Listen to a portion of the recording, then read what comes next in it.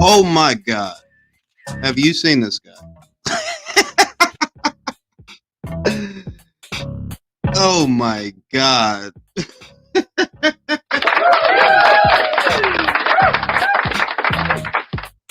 This guy. They say this guy's 40, that he's 40 years old. Listen, guys. I'm 40 years old. I'm 40. If I'm 40, what is this guy?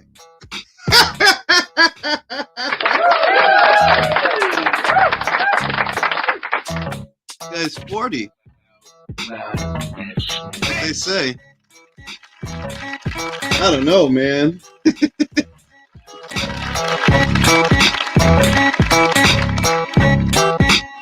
You guys think he's 40?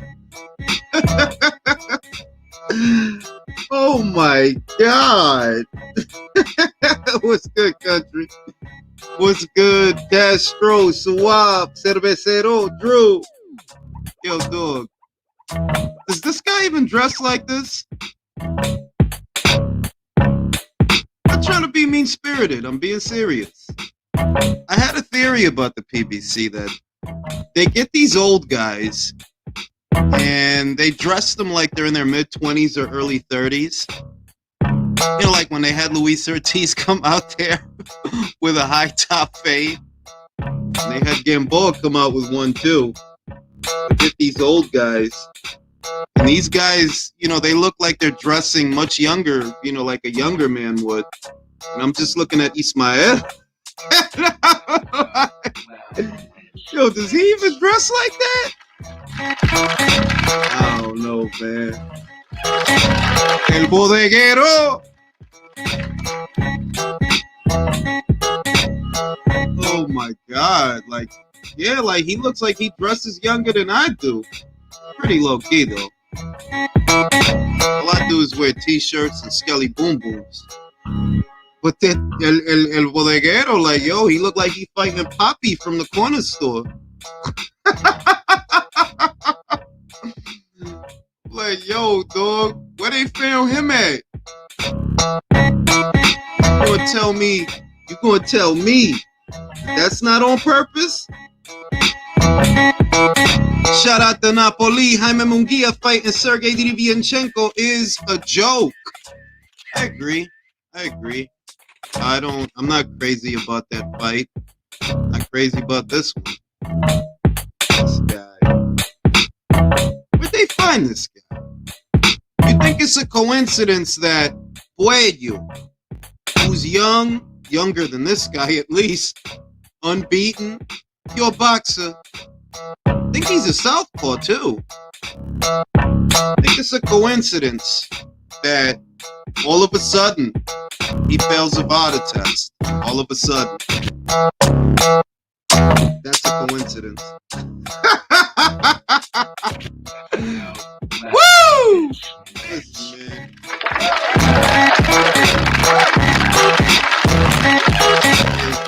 Crazy. I don't think that's a coincidence. I don't. And, you know, I was looking at the face-off. My God. It's like somebody's uncle. This guy's 40. This guy is 40. This guy. If he's 40, I must be 12.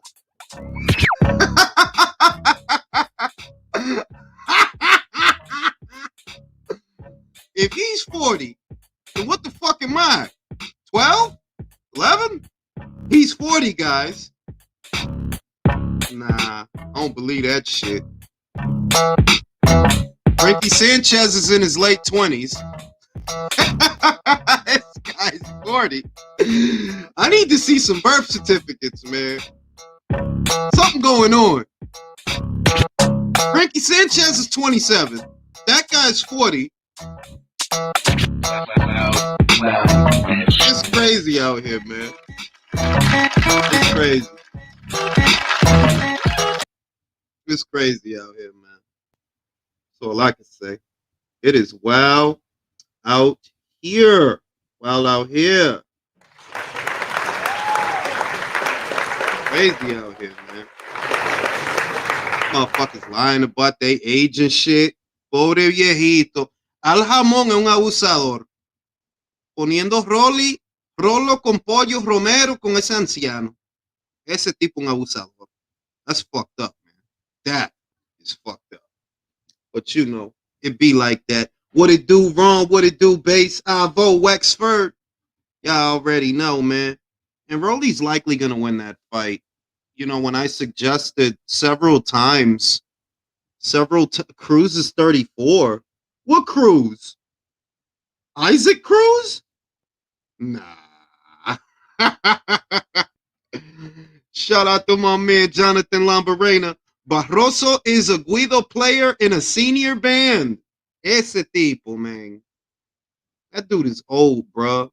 Polydent depends old. Like, he's not like old to where, you know, you're getting up there in age. He's like old. Like, yo, you old. So it's either I drink a lot of fucking water or these guys are lying about their age. And while I do drink a lot of water, I don't drink that much fucking water. Woo!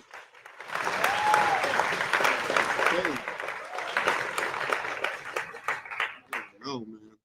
I think these guys are just lying about their age, to be completely honest.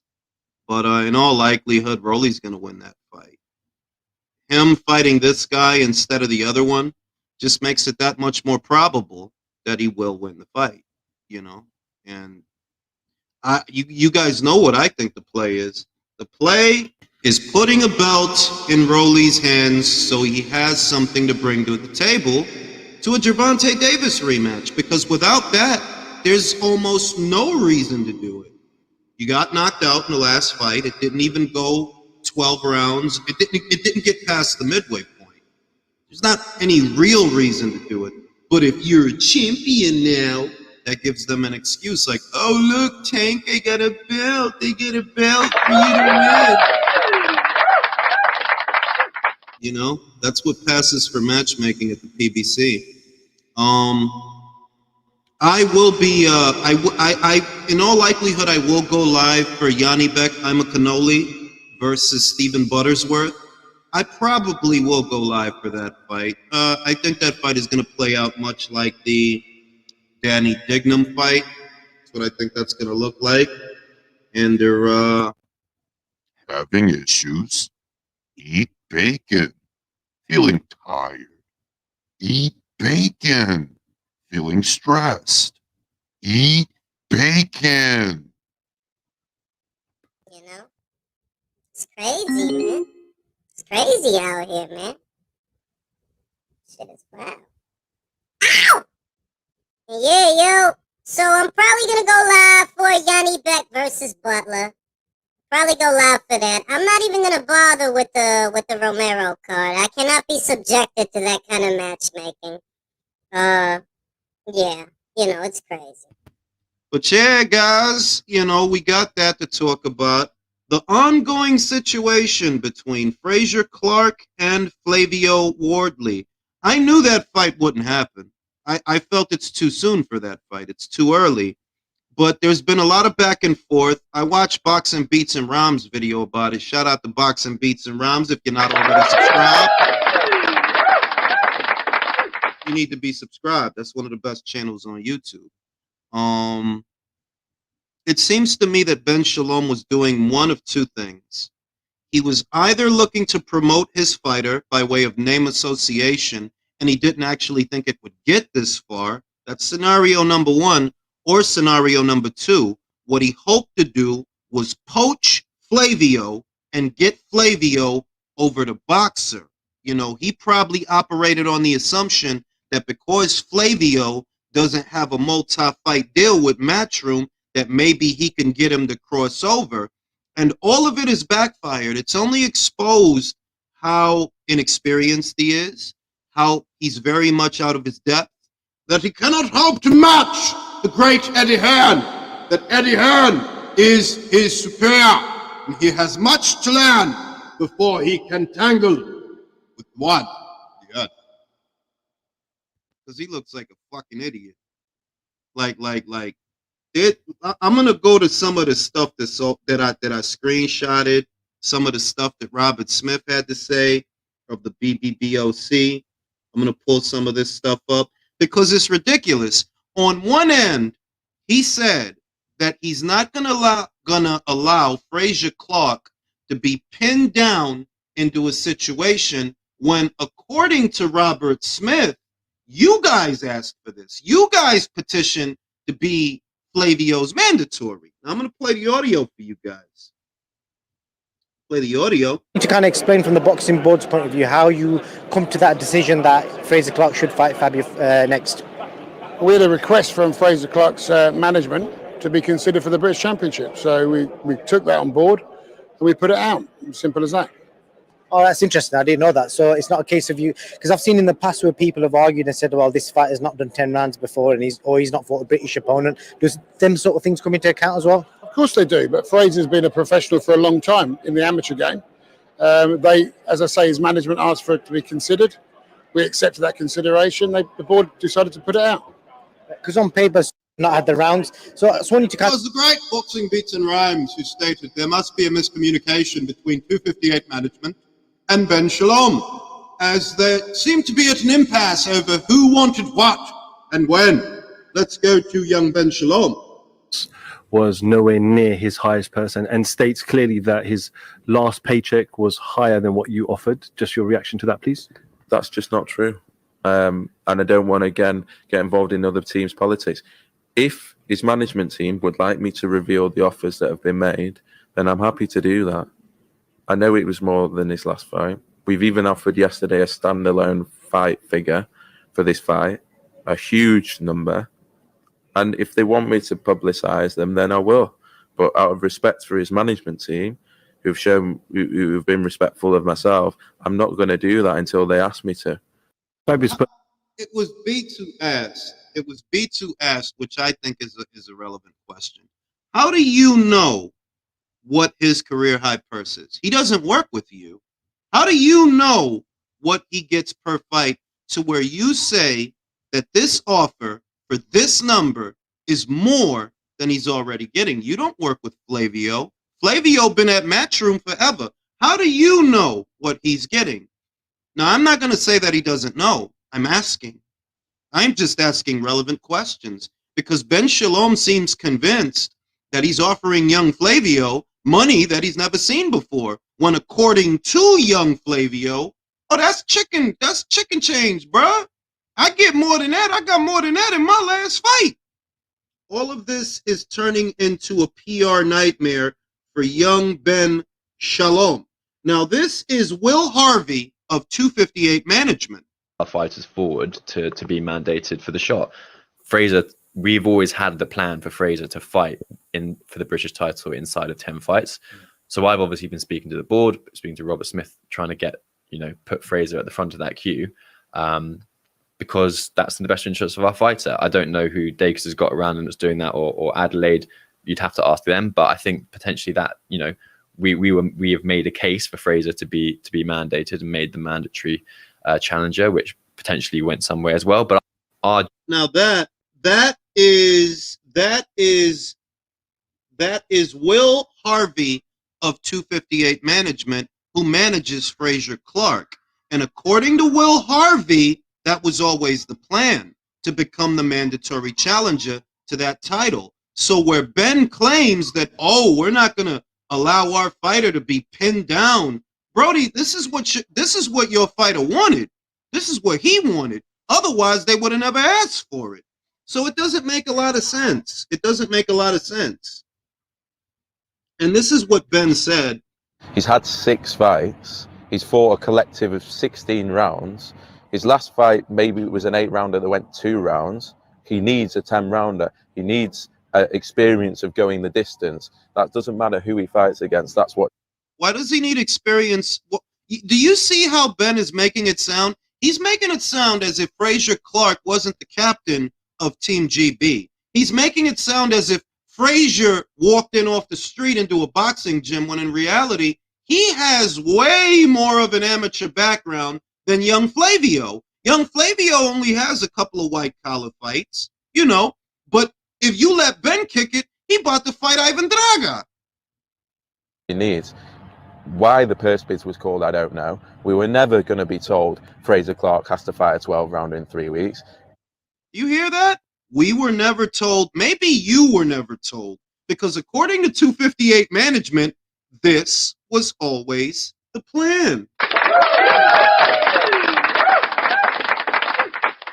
So there's definitely a miscommunication in there, because Ben seems to be reading from one script, and the people at 258, they seem to be reading from another. The outrage is, for me, fabricated from certain people within boxing. I think anyone that's been involved in boxing knows how ridiculously stupid that would be as a promoter. And yes, we want to move him fast. Yeah, that's why we want to have him fight that fight this year, if not September. But he will fight his 10-rounder first. We've made a huge offer. We've been pushing for this fight. Where the purse bid came from is a question for other people. What do you mean, where did the purse bid come from? Fraser's people literally asked for the purse bid. What the fuck is it? Yo, dog, this is a clusterfuck. For Ben Shalom, this is a clusterfuck. Because you try to make it sound like you were blindsided by the purse bid, that, oh my God, where did this come? Bro, yeah. If you didn't ask for it, Ben, his management asked for it. So maybe you was out of the loop. Maybe that's what it was. Maybe Fraser, he wanted to fight, his management wanted to fight, but you don't want to fight. Maybe that's what it is. But, you know, it was 100% the right decision, and we stand firmly behind it. This isn't about working with other promoters. We want to work with other promoters. We've been dealing with Fabio Wardley's team. Not once have they said, can you speak to this promoter? Can you speak to that promoter? Out of respect to them, I won't reveal the numbers that we've offered, and unless they want me to. If they ask me to, I would love to. But out of respect for them, I won't. But this isn't... It's the second time he said that. You know, it sounds like, I dare you. I double dare you. I triple dog dare you. I dare you. That's what I'm getting from that. Like, if they want me to reveal the numbers, I will. But no, out of respect for them, I won't do that. Like, bro, you all over the place, bro. So what I get from it is either you thought that you could use this guy's name, that you could clout chase him. And I'm going to call it clout chasing. I'm going to call it clout chasing. You know why? You had two different fighters that are on two different sides of the street that are not with Matchroom trying to attach themselves to young Flavio. You notice the David Adelaide shit. We talked about that. David Adelaide, you at Queensbury, bro. What you worried about Fabio for? You at Queensbury. All right? Then you got Fraser Clarke, an Olympian. You at Sky, my guy. You are on Sky. Why you worried about young Flavio? You on Sky. You know how this works. You know what's going on. You know how it's rocking. But y'all still wanted to attach y'all name to young Flavio. So I'm going to call it clout chasing. Because Flavio don't be sitting around talking about y'all. He don't be talking about y'all. He talking about y'all. Y'all be talking about young Flavio. Because he out here getting knockouts, getting haircuts, doing the shit. Now, I'm going to post the link for Sporting Icons, all right? The link is for Sporting Icons, not 9 other people. The link is for Sporting Icons. And Basic Kid.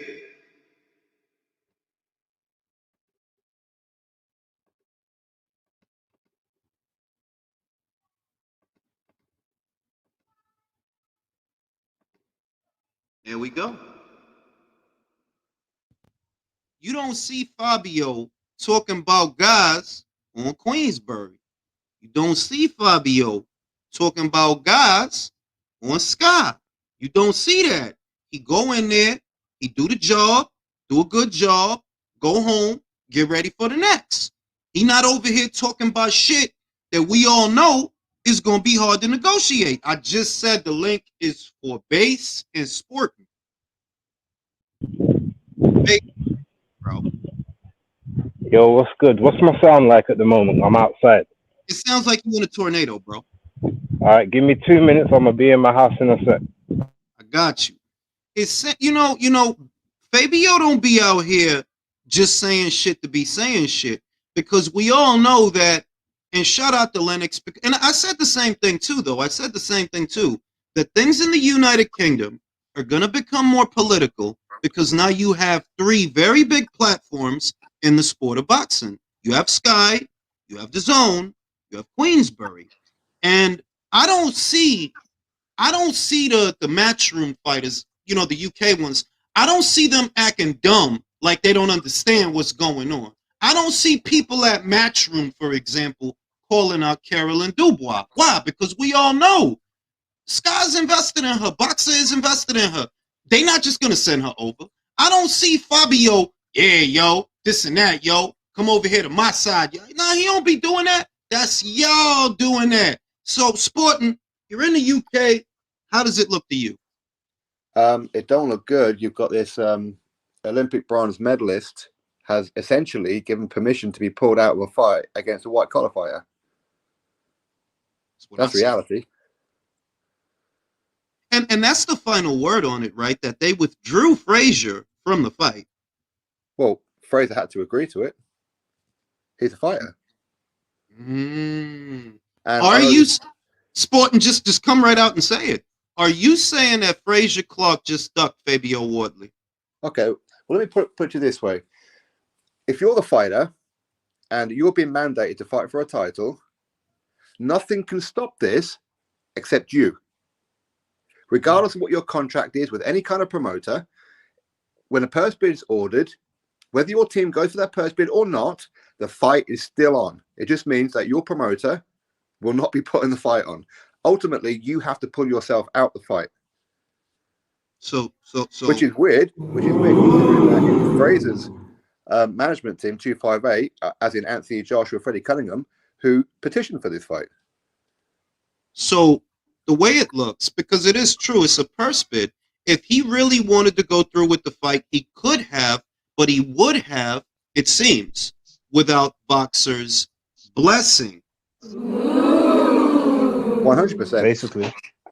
I did the interview with Fabio yesterday, and I asked him that question because I was pretty confident in the answer, and he said to me, yeah, that's exactly right. The only way that I was not going to fight Fabio, if Eddie Hearn said to me, well, we're going to pull you out the fight, you go, no, you ain't. I'm the fighter. I'm just going to fight him without you in my corner. That's tough. That's tough. Now, I'm going to say this, because I think that Fraser Clarke has been on the receiving end of a lot of criticism that perhaps is undue. Tell me if I'm misreading this. But the matchmaking was an area where he was criticized. Is he to blame for that, or do we blame Ben? Well, that's more to do with the fact that he spent so long as an amateur. He didn't know what it's like to go past 3 rounds.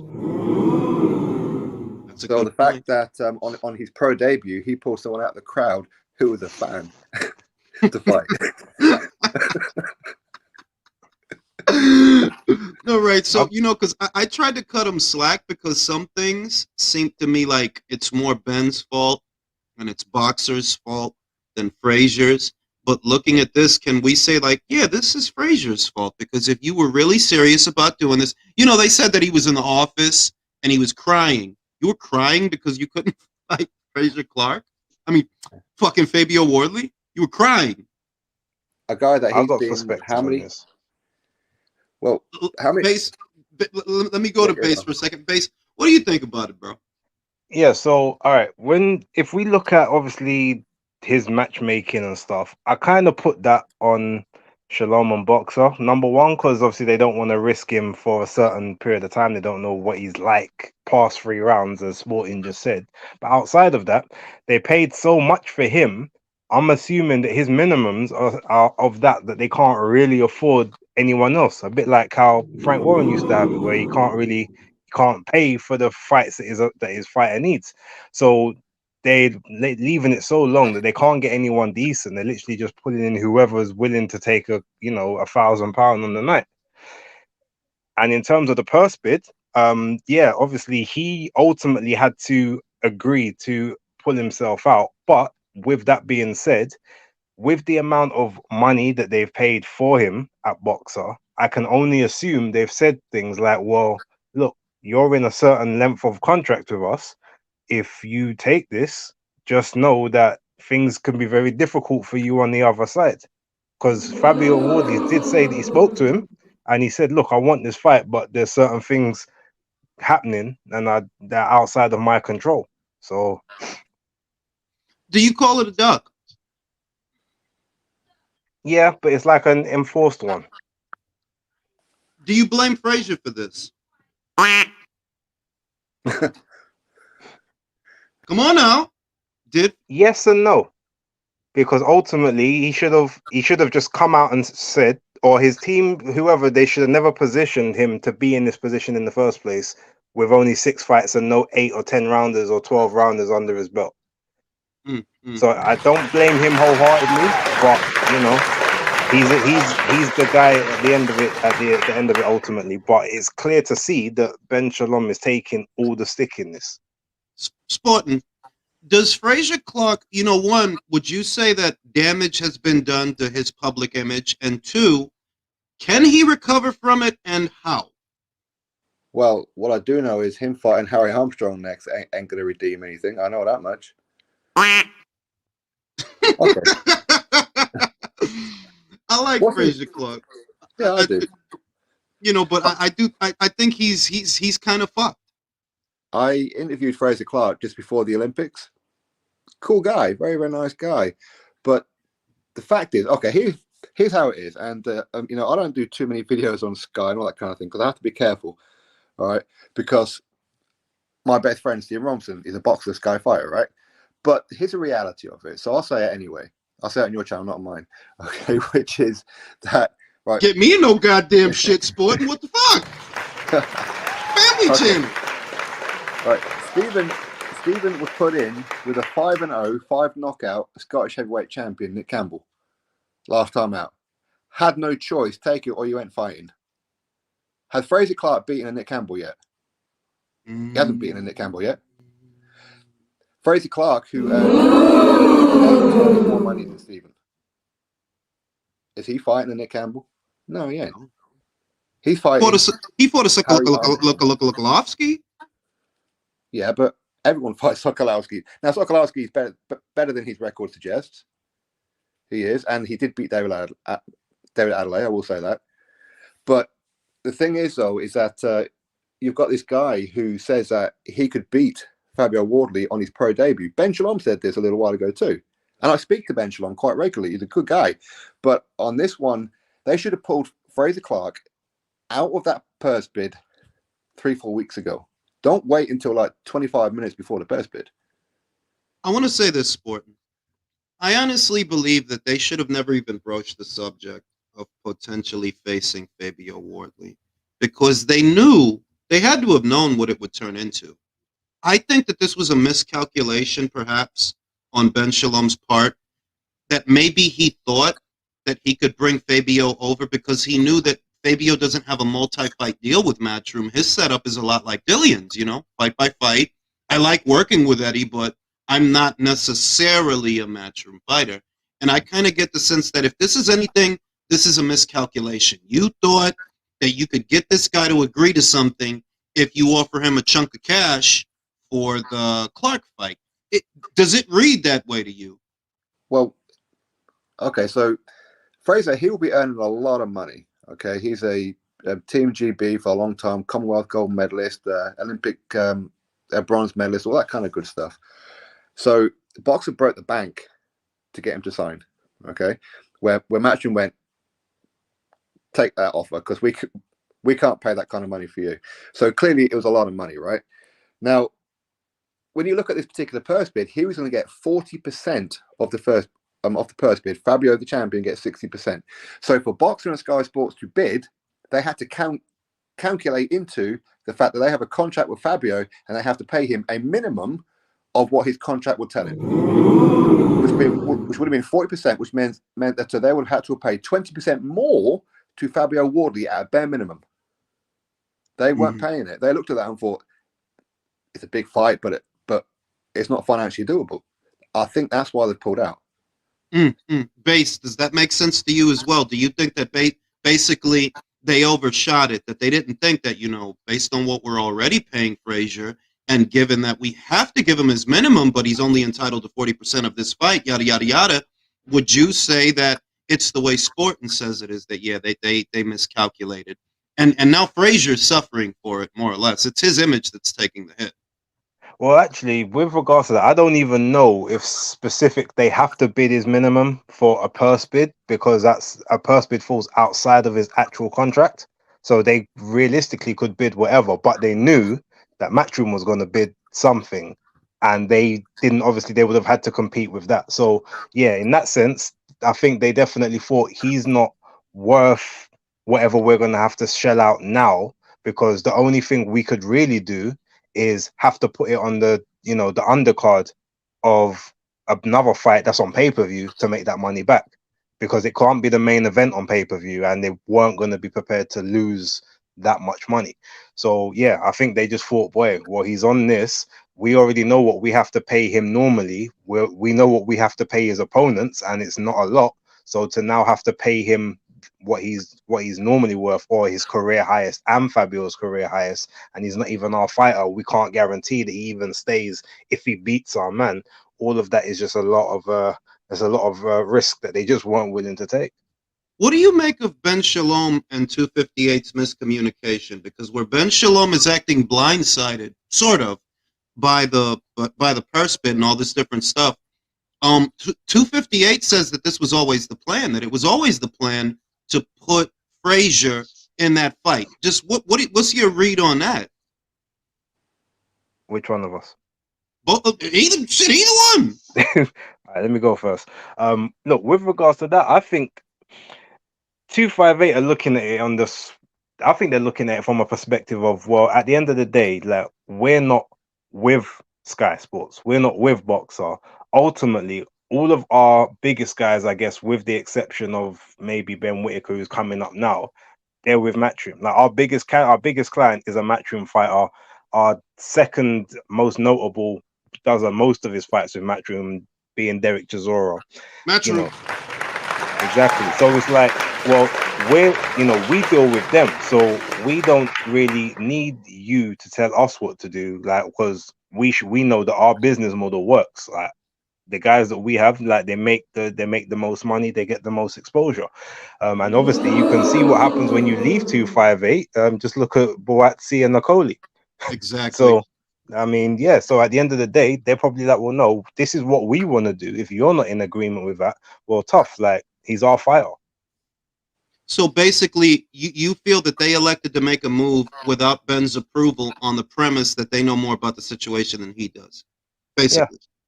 Sport, do you agree with that? Because there does seem to be a miscommunication between Ben Shalom and 258, where the guy at 258 says this was always the plan.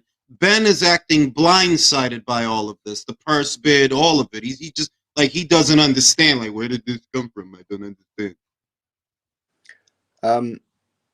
Have you ever known a managerial team to lobby a sanctioning body for a belt?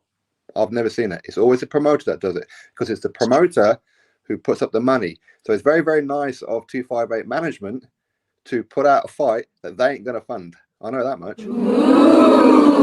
See, this is why because that's so true, that at the end of the day, who's paying for the show is who's going to lobby, because they anticipate, all right, well, this is what it's going to cost us. In this instance, do you feel like 258 tried to backdoor Ben Shalom? Do you feel, okay, we'll put it this way, okay, so you got 258, who's headed by, okay, officially it's like Freddie Cunningham and that, but it's Anthony Joshua, okay? He's a Eddie Hearn Matchroom guy. Do you think that maybe Eddie Hearn, 258, had this conversation? Maybe he should lobby to get Fraser Clarke this fight. That makes a lot of fucking sense.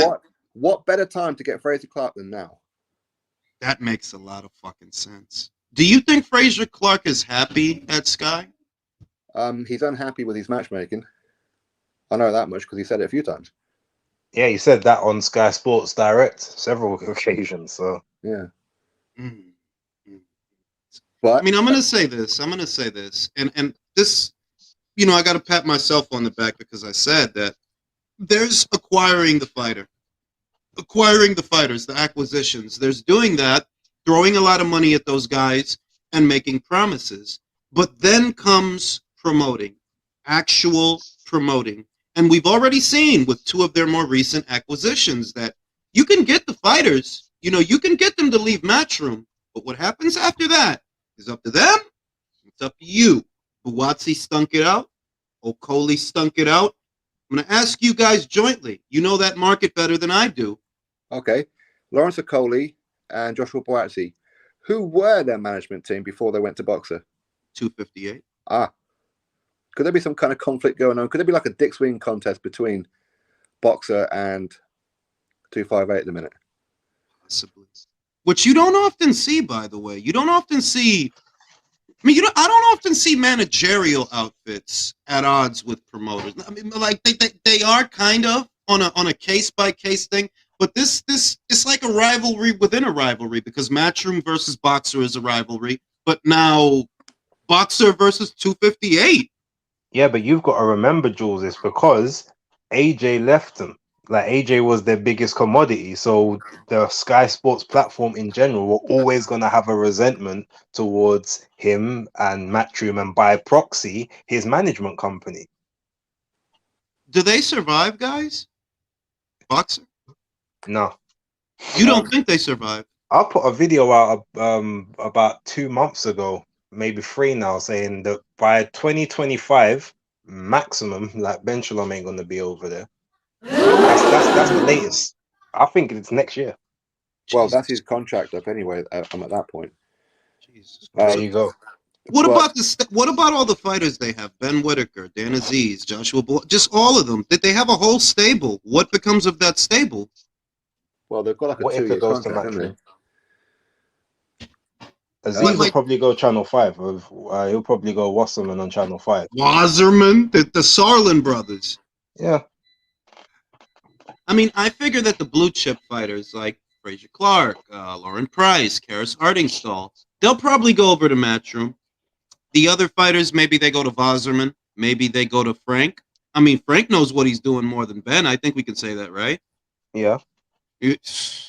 But no, Jules, for real though, don't sleep on Wasserman. You know the kind of numbers they get for them Channel 5 fight nights. Because they're on terrestrial television. Yeah. I know. I look at the numbers like they have that edge, and it hasn't shelled out a star yet. But I do agree with you that when you have talent fighting on a terrestrial network instead of cable, you can build a star. You just need the right fighter, because right now they don't really have somebody that's somebody that's really gonna pop. But if they acquired somebody, that would be an ace in the hole for them, because they're on a terrestrial network, which is tantamount to a Fox or a NBC here in America. So I do hear about their numbers all the time, that they'll bring in over 1 million with a regular fight, a fight that ain't even all that. They'll bring in over 1 million views. Drew says they're just showing how inept and out of his league Shalom is. He's operating like a nickel and dime PBC promoter, but UK based. And he's a young guy. He's going through growing pains, obviously, right? He's they slapping him up in the bathroom. That's what it looked like. Like if this was high school, Frank and Eddie is on the football team and Ben is in the chess club. That's what it looked like. But God bless him, because I like a lot of his fighters. You guys know I'm very fond of Natasha Jonas. I'm not going to apologize for that. I do like Karis Hardingstall. I'm not that big on Lauren Price, but Karis is entertaining to watch. And I do agree that I think Fraser is being mismanaged. I don't think they know how to groom him. I don't think. I see something. Nothing wow. Nothing jumps out at you. But he is an Olympian, He is an Olympian. I just think they can't afford the right opponents for him because he's on too much money for this stage of his career. I think that's literally what it is. But they won't just come out and the thing is, if they can't afford what they should try and do is just keep him more active against anyone rather than 3-4 months out. He might as well just be fighting every 4 or 5 weeks. How many fights does he have now? 6. When did he debut? 2021. Jesus. Yeah, that's ridiculous. That's ridiculous. He needs to be more active.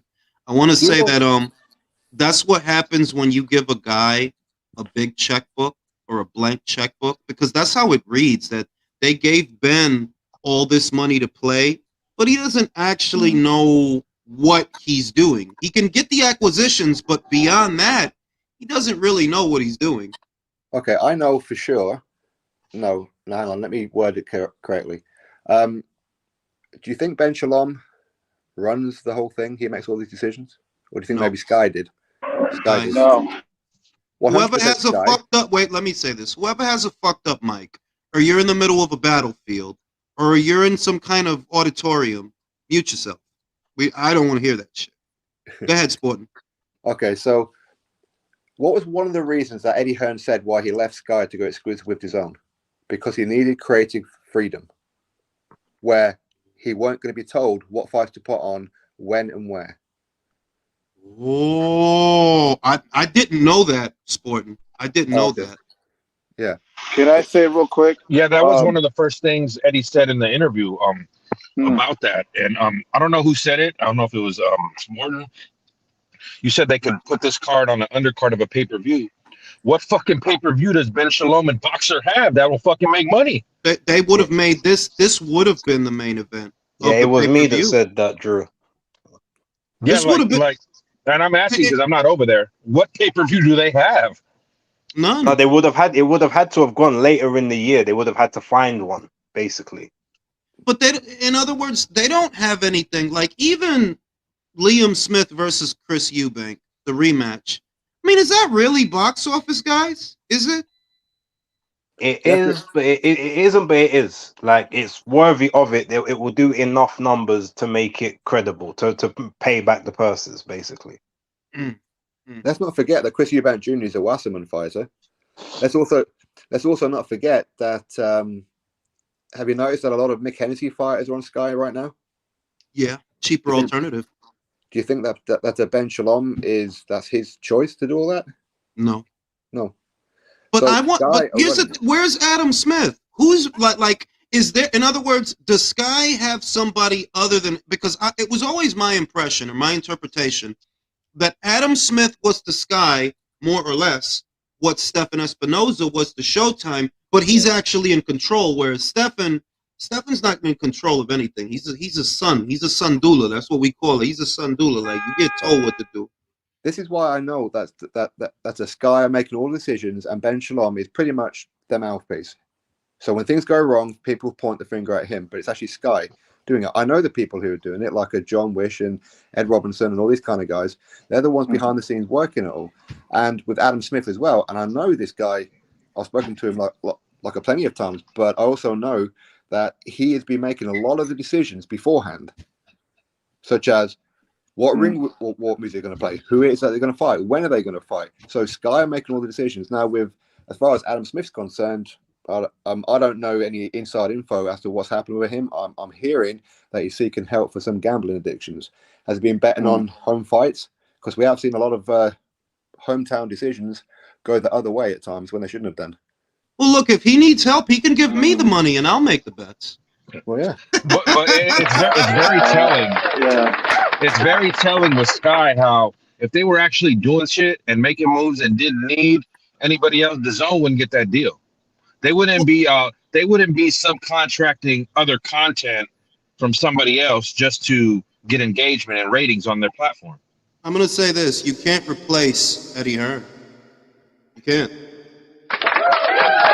There was a debate, sort of, that who made who? Chicken and the egg kind of thing.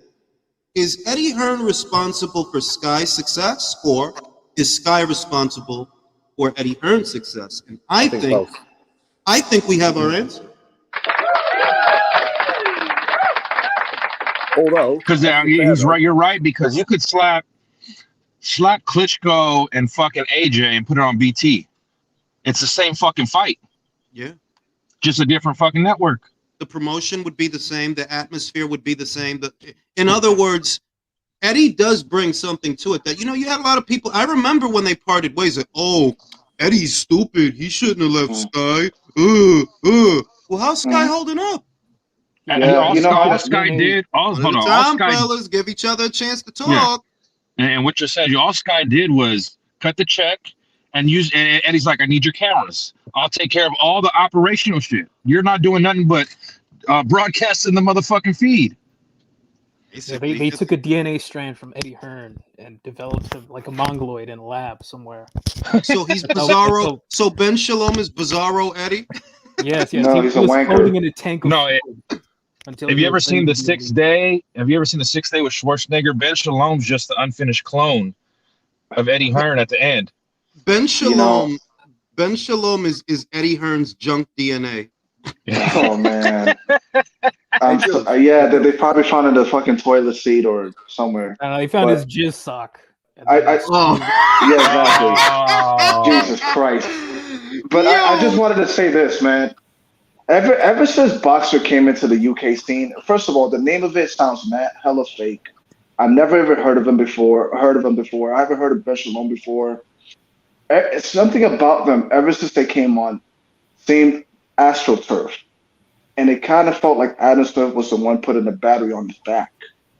So Well, let's say this. Look, I knew of Ben, but Ben was very small time. Like he was doing like a tournament circuit. That's where I had heard of him. And I had heard of Boxer's tournament. Like, didn't they have a tournament of Ultimate Boxer. Ultimate Boxer, yeah.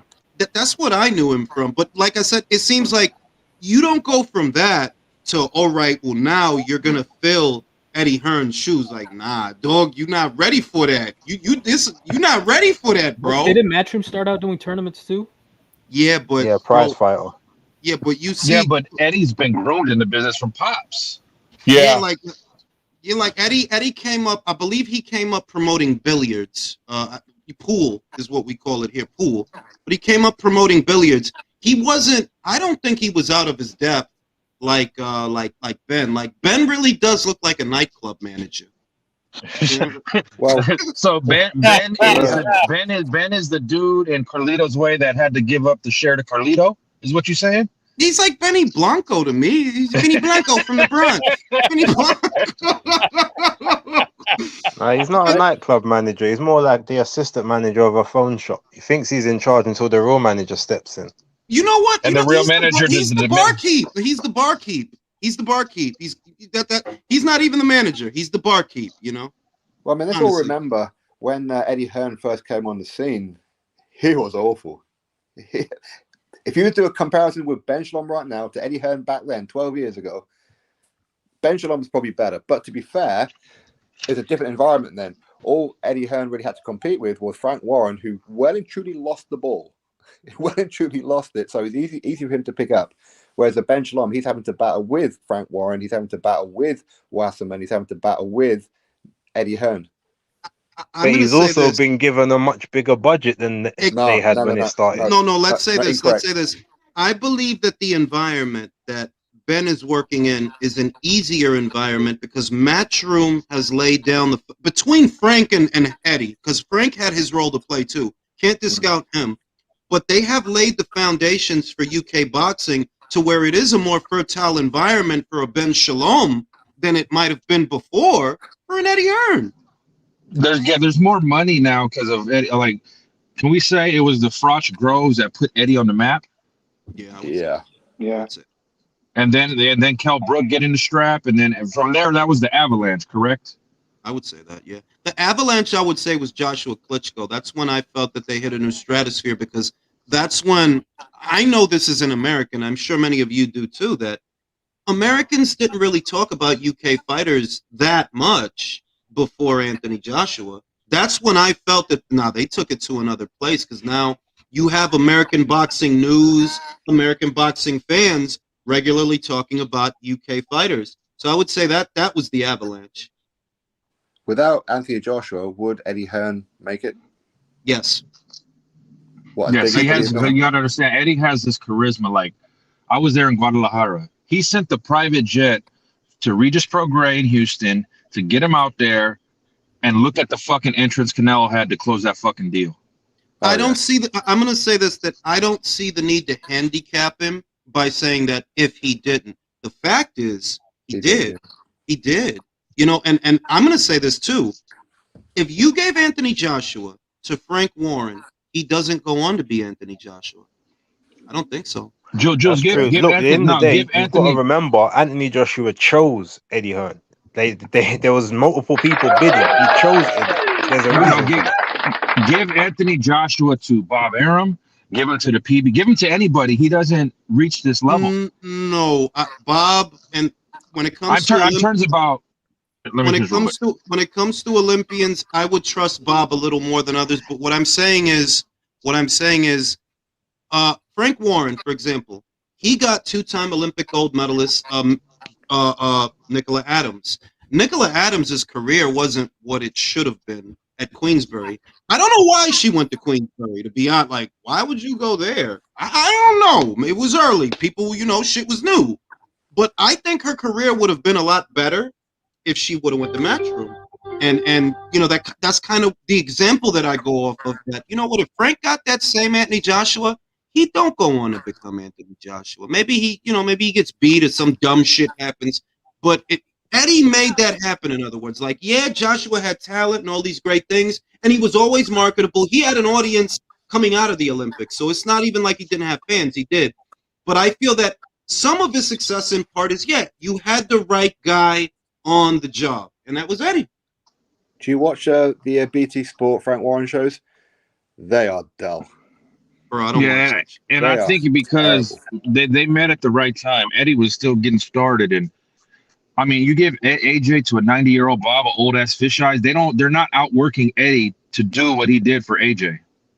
Yeah, like I don't really think that Frank would have done the same job. Let me read the super chats. Prospect Shannon Ryan, former boxer, I'm aware, fighter defected from Sky to the Zone Matchroom recently. A lot of shuffling the decks.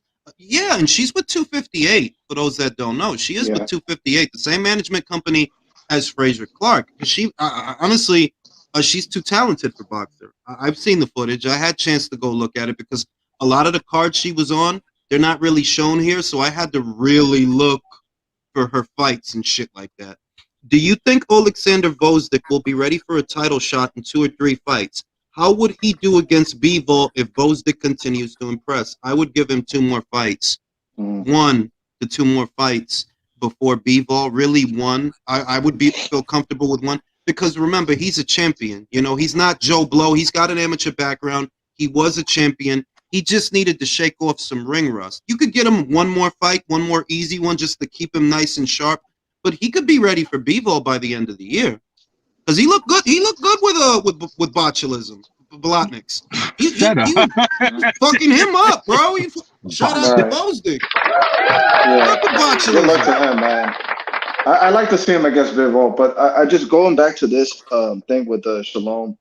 If I'm him, I'm looking at this thing they did with the Zone, adding them to the catalog of channels as a red flag. Ooh, that's a good point. Ivo in the comments cracking me up though. That's a good point though. That Sky working with Matchroom too, just in that degree, to that extent. It does, and look, let's be real. Ben has been trying to rebuild Matchroom. You don't go after Frank's fighters. Like, you don't bother Frank. You don't bother you don't bother a lot of people. Your focus is Matchroom and getting Matchroom fighters. So what you're saying is Eddie Hearn. Wait. You don't see Ben trying to poach David Adelaide. Right. Hold on, I can actually. So what you're saying is Eddie Hearn. Eddie Hearn. No, is I can give you some insight on that. Hold on, that's a little bit. It's not exactly that. I actually spoke to Ben Shalom about this. And basically, the reason he don't go after the Queensbury fighters is because their contracts are mad. Yeah. You can't get them out of their contracts easily. Okay. Whereas Matchroom don't have the. Okay. Yeah. I'm just gonna ask you, Base. Simple question. Do you feel that Ben Shalom is trying to rebuild Matchroom? Yeah, I do. But what I am saying, hold on. But what I'm saying is that even if he wanted to go after Queensbury fighters, like to get them out of those 6 and 7 year contracts, it's very hard. It won't happen.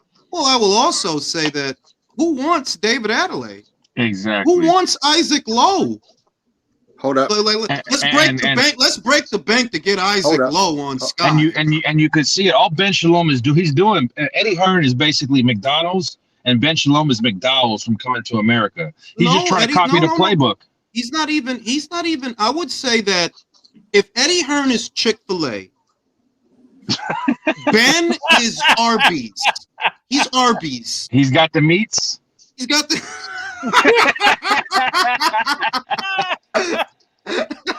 Oh damn! You went there, didn't you? No, and look, there's an Arby's up the road from me. They're not bad, by the way. They're not all bad, but boxers not all bad. Like they're not all bad. You know, they did do Marshall versus Cameron and Eubank versus Smith. Those were good fights. Khan versus Brook.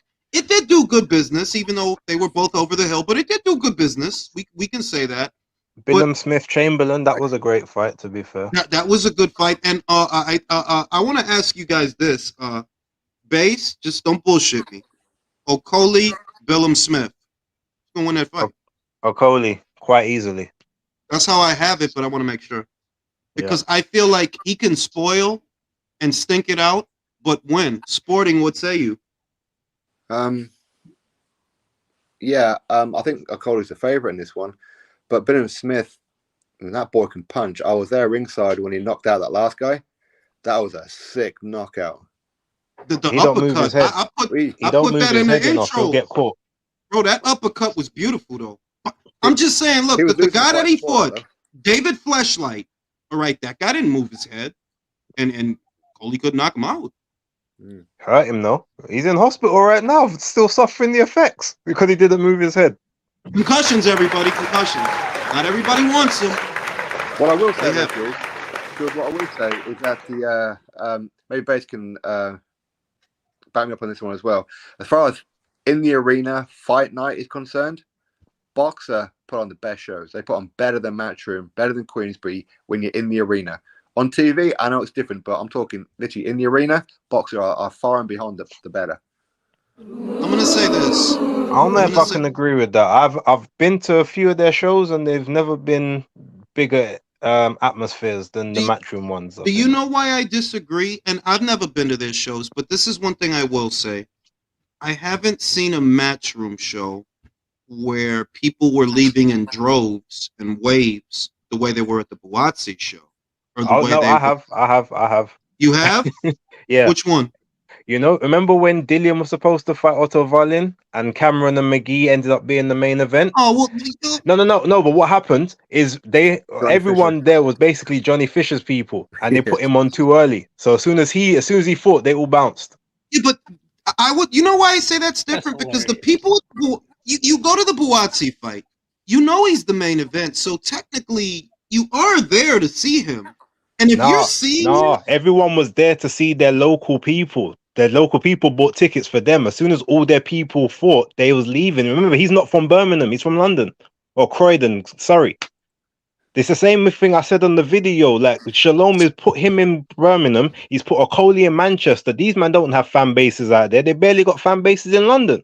But do you agree that boxer shows are that good? Like, sport, and they're that good?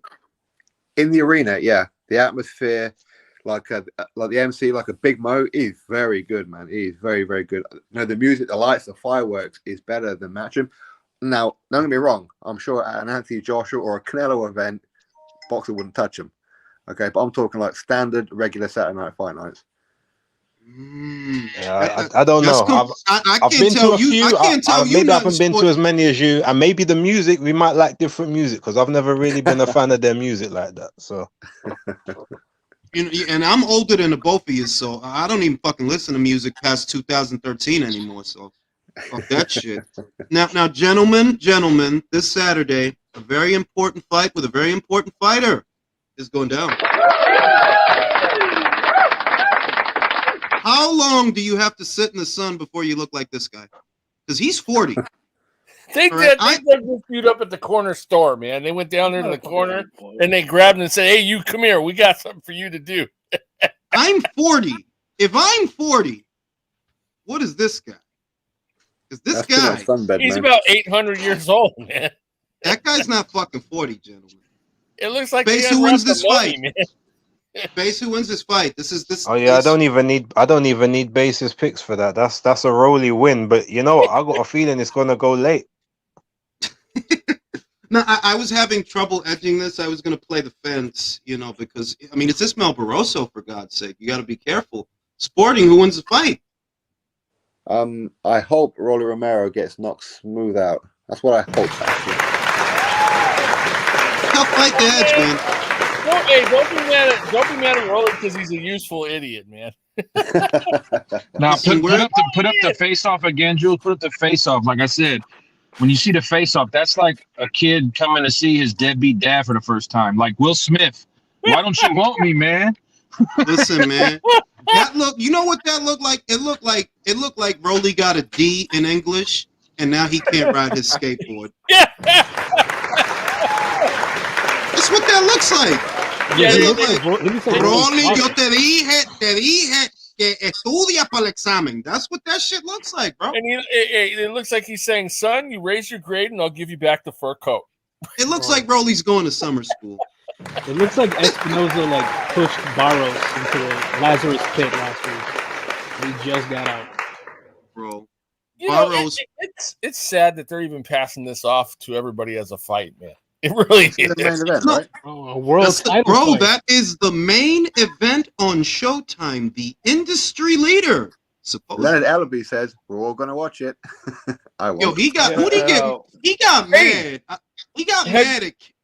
Have you seen boxing scene put out that it's the interim title, but yet they're saying it's the world title? There's some confusion going on there. It's the same thing. It's the same thing. It's the full title. It's the full title. They announced it today. Shit, I lost my train of thought. Right, yo. Leonard got mad at Cali, yo. He came at Cali crazy, bro. But it's like, you really trying to sell people that this is a good fight, man? Really? This is a good fight, Leonard. Even Al Bernstein just got on Steve. Steve posted his article, and Al Bernstein's like, "Well, didn't you watch any of our other good fights?" And blah blah blah and blah blah. I'm like, Al, really? Did Steven tweet that for you? Bro, it's like, yo, when you talk about falling off, bro. But then again, let's be real. Were they ever really on? I didn't think that their programming was better than Showtime's. I just thought you guys had Floyd, which was your ace in the hole. Were they ever really better than HBO? I don't think so. Okay, Yeah. Julius, I have a question. There's something I don't understand yet. What happened with O'Hara Davies? O'Hara Davies, not with the way they've worked it out, is O'Hara Davies is gonna have to fight the winner, but I don't think they're gonna honor it. No, but why didn't God allow to fight for the vacant title? Is number one. You know what? This is what they did. It was about proximity. Barroso was going to fight on the undercard. That's the cover story, that he was going to fight on the undercard. So because he's already made the weight and he's already there, and Barroso is actually the mandatory, not O'Hara Davies. Barroso's been the mandatory for months and months and months and months and months, actually. Rolly shouldn't even got the shot by all rights ahead of Barroso. But, obviously, they're not invested in Barroso. They just utilize him however they need to. But in all actuality, Barroso is ahead of O'Hara in the queue. He always was. Because, okay, I was checking the rankings a few weeks ago, and I saw O'Hara Davies ahead of Barroso. That's why I'm asking. And even that, okay, Puello got caught by pets, so he vacated the title or was allowed to be champion in races, whatever. But that doesn't mean that the title should be contested between Barroso and O'Hara. If this were a real sport, if this were a real sport, Rolly doesn't just get it. Think about it. He's coming off a knockout loss at 135. We know whose title shot this is. This is not Ismael Barroso's title shot. It's Rolly's title shot. We know that. We ain't fucking dumb. And by all rights, it should be Barroso and O'Hara Davies. And I think, O'Hara would probably beat Barroso. Probably would. Do I think they're going to honor O'Hara Davies' title shot? No. They're going to change their minds at the last minute, the same way they did with Zarafa. They're going to probably offer him something to step aside, and then it'll be Rolly versus Gervonta Davis again.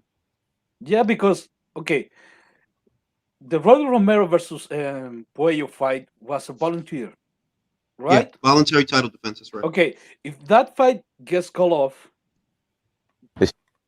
Rolly Romero should lose his title shot. By all Agreed. means. Agreed. Because it was Puello giving him the shot. Yeah. So they didn't justify at all that decision. They just Because of proximity. You know they don't want to scrap the show. They'll lose whatever, I don't know, whatever piggy bank they broke to do the show. But they don't want to scrap the show. So because Barroso was already there, conveniently I might add, but whatever, he was already there based on proximity, they made it work. But should Rolly be getting the shot? No. Barroso, look, go back a couple of months and you'll see that Barroso, it was actually down to Puello and Barroso. It was supposed to be those two. Go back a couple of months in the WBA's ranks and you'll see that, like, all right, well, maybe O'Hara Davies gained some ground, but the official mandatory for the WBA was actually Ismael Barroso. And now, O'Hara Davies, he squeezed himself into it. Now he's in it. But he's not going to get that shot. He's not going to get that shot. I know that. They're going to do him how they did Michael Zarafa. Yeah, because for a moment I saw, okay, maybe O'Hara Davies is injured. Maybe he's booked with another fight. Maybe that's the reason why they're using O'Hara Davies for that title shot against Barroso, because I understand the grandpa's getting his title shot. He's in the top 5. Okay. No, but Rolly Romero. Bro, this doesn't look like that's his two guys that are going to fight. Barroso looks like he's his trainer.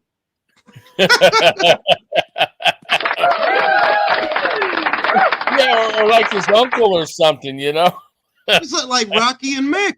That's what I see.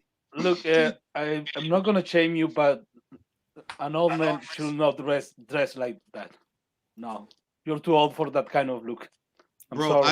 I told you what they're doing. They're getting these fucking old guys and they're giving these young guy clothes and these young guy haircuts. Remember when they gave Luis Ortiz a high top fade? Remember? Remember when they gave Gamboa a high top? And you could look at that motherfucker face and know, bro, what are you doing, bro? And then they dress him real young. Bro, they dressed him like he's 12. Am I the only one who looks at Barroso and sees like Teofimo Sr.? Bro. Honest to God, I thought that was like a darker skinned Teo Sr. They're gonna give Barroso the kid and play hair. Bro, he probably cornrowed up under that. Nah, but you know what's crazy is that people said, yeah, Regis needs to go to Showtime. In about 72 hours, their premier 140 pounder, which is one of the deepest divisions of boxing, is going to be Rolly Romero. Like, people are unserious. And I want to talk about that. I want to shit on Eson a little bit because Eson was getting on my nerves with his Twitter comments. First, let me read the super chats. Pat's Nation says it would be lovely if Rolly wins the belt and rematches Tank and ends up KOing Tank in the rematch. Who the fuck is doing all that extra? Who's doing all the extra shit in the background? Hey, that's not me. I'm you myself. It ain't me. Not me. All right. Let me read the next super chat. Yo, that looks like his father. Absolutely. I thought about that, about the tank rematch and somehow accidentally getting knocked out. I mean, it won't happen, but it would be comedy. You never know, country. Yeah. Country, you never know. Right. You can only hope. Now, gentlemen, I'm going to go take a piss. I'll be right back. But yeah, there were some confusing posts. Like, Boxing Scene put out that the title these guys are fighting for was an interim, and then I saw one post on Twitter that said that, and then another one said it was a world title. And I'm going, all right, make up your mind. Which title is it? Is it the interim or the world? This is just PBC all over, though, isn't it? Huh? This fight with like a Rolly Romero on that. I mean, this is just typical PBC, though, isn't it? Yeah. They're gonna get no better. Very much typical PBC, unfortunately. Well, at least they had the courtesy of not making it a pay-per-view. But this is also the standard of American boxing in general. Like we did this to ourselves, honestly. We have a terrible amateur system. There's been a lot of robberies. A lot of people who went to big tournaments never should have went there because at the end of the day, like for example, Saddam Ali's from New York. I love Saddam Ali, but hey, they said Terence Crawford won that fight, but who got the nod? Saddam. And it's been like this. It's been rife. So at the end of the day, we eat our own. No homo. Pause. So that's just what happens. So when you do things like that, when you mess up boxing or anything at the grassroots level, you get this. And also, a lot of the character of men in the sport, they're not as rough as they once were. Like for example, do you think Aaron? Do you think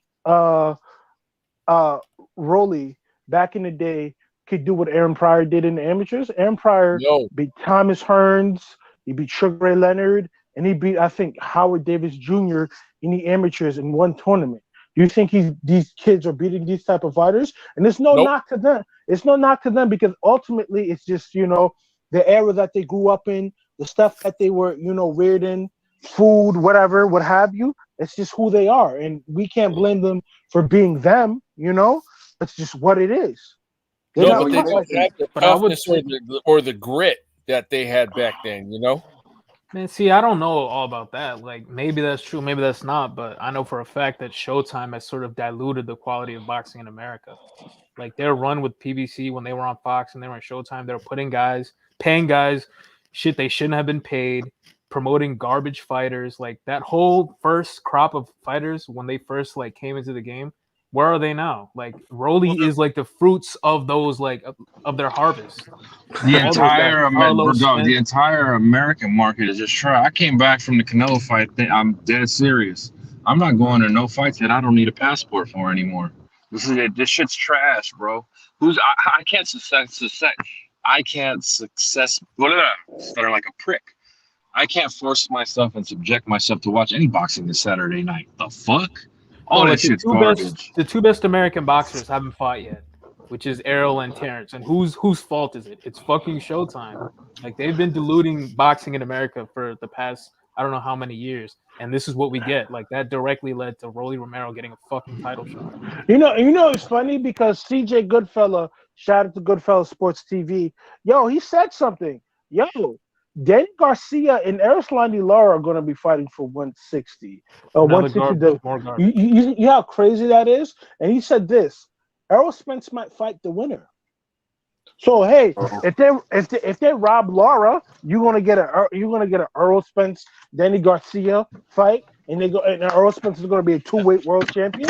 That's what I said. That's what I said. That's what I said. I'm not gonna watch that shit. Can I be honest? I'm turning into a hardcore casual when it comes to American boxing. If it's not foreign boxing, I don't give a fuck now. Hey guys, let me say, that from an outsider looking in, obviously I don't know the American market as well as what you guys do. Hold the fuck up. Who the fuck is beating their meat? Who what? The fuck? Somebody breathing I hear the fucking breathing, bro. I see fucking people in the comments. Who the fuck is beating their meat on my live? Yeah, who's on the Stairmaster? I heard somebody breathing too, man. No jerking off on my fucking live, guys. What the fuck? There's no jerking off on this fucking live. Wait, this ain't the place? Yo, that's crazy. Alright, if you need to rub one out, do it on your own fucking time, right? I mean, I think I could see why though. At least he had dropped some new pictures from that podcast he was on. See? Yo, nah, y'all some sick niggas for that. Come on, bro. I'll wear an apron for her. Okay, but I want to say this. Let's not compare Rolly Romero versus Barroso and Danny Garcia versus Erislandy Lara, because at least those guys, Danny Garcia and Erislandy Lara, they were world champions. They are accomplished fighters. One still a world champion. Erislandy Lara. Yeah, Erislandy Lara is a champion, and Triple G dug him. So what you gonna do? But Rolly Romero versus Barroso, yeah. But they have to see Barroso the state of that motherfucking face, man. Who the fuck is breathing like that? I honest to God don't hear anything. My mic was muted, bro. Yo, Somebody Definitely weren't me. I'm on mute. Definitely weren't me. that wasn't me at all. I'm just speaking. It wasn't me, all man. right, then carry on. But like I was saying, like, yeah, do you see? I'll go there. I'm just gonna say it was me because I just saw pictures of Ice Spice's mom going viral, and she's bad as fuck. Really? Yeah, her mom's bad as fuck. Tag me. Darth Vader. That's why I love that motherfucker, yo. That's why I love that motherfucker. No, I need to see, bro. I need to see what's going on. Coach is in the chat, man. Yeah, but it's 10 people up here. Hey, Jules, and I just tagged It's all good. I'm gonna hop off. Jules, wasn't it funny as fuck seeing Cameron say the same shit? She a Fordham Road joint. Because I'm like, motherfuckers be thinking I'm playing. Like, I'm not saying that she's not a good looking girl. Of course she is, but I'm saying that the way people bugging out, Brody, then you wouldn't make it on the concourse. That's a regular Fordham Road joint. That's regular Sin City Saturday night fucking at the strip club joint. Like that ain't even the best New York has to, not at all, bro. Now where I'm gonna push back is how many bad gingers are there out there like that? A lot. Listen, gingers are usually better than other joints just because they're gingers. If you're into gingers, there's no substitute for that because the real ones are far and few. But what I'm saying is, look, you're not talking about a tall, leggy joint with a hot butt. That's a little bit. Ice Spice is a little bit. She's a 5'2" joint. That's una pitufa. If you talking about like real shit, it's una pitufa. Like, bro, that's shit. Like she, yeah, she. Like, I'm not, because I don't want to attack the joint. I'm just saying that, bro. If you really want to see what New York got to offer, you go to Soho, them East downtown. Like that's a regular Bronx joint. Like, bro, you can see a joint like that on a train. What is we talking about? And he said he could have bought the bitch a pizza. May said that, yo. He was like, yo, you could have bought her a slice of pizza, bro. I'm like, yeah, you could have, bro. Since we're on this topic, did you guys see that guy on Twitter put a picture of his ex-girlfriend and Alicia and say like, yo, Alicia was like ugly as shit compared to my ex-girlfriend. My God, I don't know why they bother with him because he does all that shit for attention. Like I'm to the point where I don't even acknowledge his like, yo, he a weirdo. He'll randomly all of boxing Twitter is shitting on this guy, bro. It's so funny. Ooh, I gotta see this. This is that Johnny Boy boxing white guy from Milwaukee. Like, yeah, he put a picture of his ugly ass ex-girlfriend. Nah, I'm gonna be real. I don't know that woman, and I'm gonna be real. Do I think that woman dated him? No. No, hell no. She looks like you're I ain't gonna lie. Nah, I ain't gonna do that. Like, I ain't gonna, like, the lady's not an ugly lady. I'm being real. That dude is sick in the head. I don't think that woman dated him. You crazy? Exactly. Like this, fellas. That motherfucker talks like he don't get no buns at all. I'm not going to attack that lady because like I don't even know why they attacking that lady. Look at the lady and ask yourself, you think she dated him? No, of course not, bro. He probably just stole that picture and is saying it. But yeah, he's not right in the head, bro. I thought Ray Jackson was bad, man. He's worse. Yo, bro, at random, he randomly starts saying shit about me, shit about Lady Chan. He says shit about everybody at random. He got imaginary beef with you, Jules. Bro, for no and reason. then he says the N-word, and then he starts saying some like racist ass shit. Like man, bro, that dude is a hermit. Like I know, he's a skinhead. He's a skinhead. No, he not because he's Italian. He's Italian South Side. What I remember, he tried to be like one of the Sopranos or some type of shit. I'm like, bro, like for real. He's the Italian version of Southside boxing. What organized crime syndicate? What organized crime syndicate would have you around, bro? Like, come on, like he trying to be on some like Soprano. He not worth what they doing. That's what I'm saying. Like, yo, y'all giving that. And then he disrespected that guy's son or baby. I know y'all. That's what started him. That's what started him getting like everybody jumping on him. Why he like got off YouTube for a long time because he said something about the guy's daughter that died, and it just pissed everybody off. Yeah, I mean, bad. Fucked up. That's low life shit. That's what I'm saying. That's a dude, like, he's one of them guys that he'll start some shit with a cop so he could get shot because he too much of a coward. Hey, you know what, though? You know, a lot of times, Yo, John Boy, you you know what? for the officer's gun challenge. A lot of times, that guy would also like be on the lives, and he'd be drunk and talking shit, and like saying stuff and acting stupid. I mean, he came on Jules' channel a number of times acting dumb, and he was just smashed. And it was wait, that he'll dude get is actually hopping on sloshed. your channel. He's actually hopping on your channel. I think he gets sloshed, and like the channels that like he wishes would talk to him, that's why he start cursing them out. Because look, if you go to my comment section, he's like, "Yo, I apologize." I'm like, "Yo, I don't even." Yo, that motherfucking crazy, bro. Yo, one bad day away we need a from it, boxing man. like mental illness tournament. Like we need him Yo. him versus Southpaw. Oh, we have a nice supply of candidates, man. Yo, you are a We piece gotta of let Rolly shit, Romero bro. run that. Yo, you are a piece of shit. I love it, bro. You are a piece of No, but you we are a need piece of that. shit. We do need that though. Like, Nah, and then we need to clear the smoke. Nah, Hey, you we gotta are let Rolly in charge of shit. that. I you love can it. have the forklift driver, Southpaw. You can have Johnny Boy. Like it'll be like the That whole. really makes it better, man. And then they Y'all will, fucked up.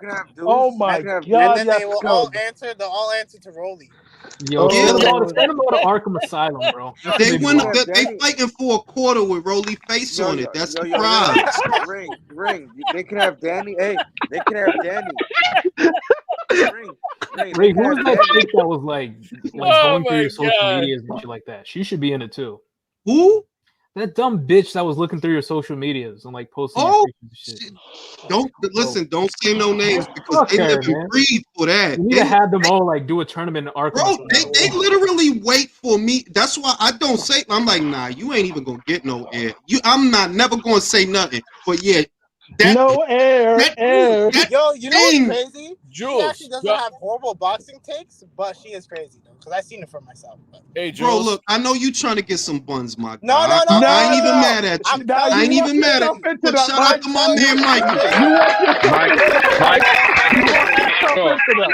I need to I was take the one that Michael. sent you that shit. Do you remember? But Michael, I need to take you out with me at least once so you can get buns easily. No, I gotta look, teach you. I know. I No, gotta listen. school you. I'm not mad at. Look. I'm obviously not because it is what. Like, I ain't mad at that. You gotta do what you gotta do, but that Nigga, is I not. don't want her, bro. I'm just telling you, she doesn't have. You walk yourself. You walk yourself into that, bro.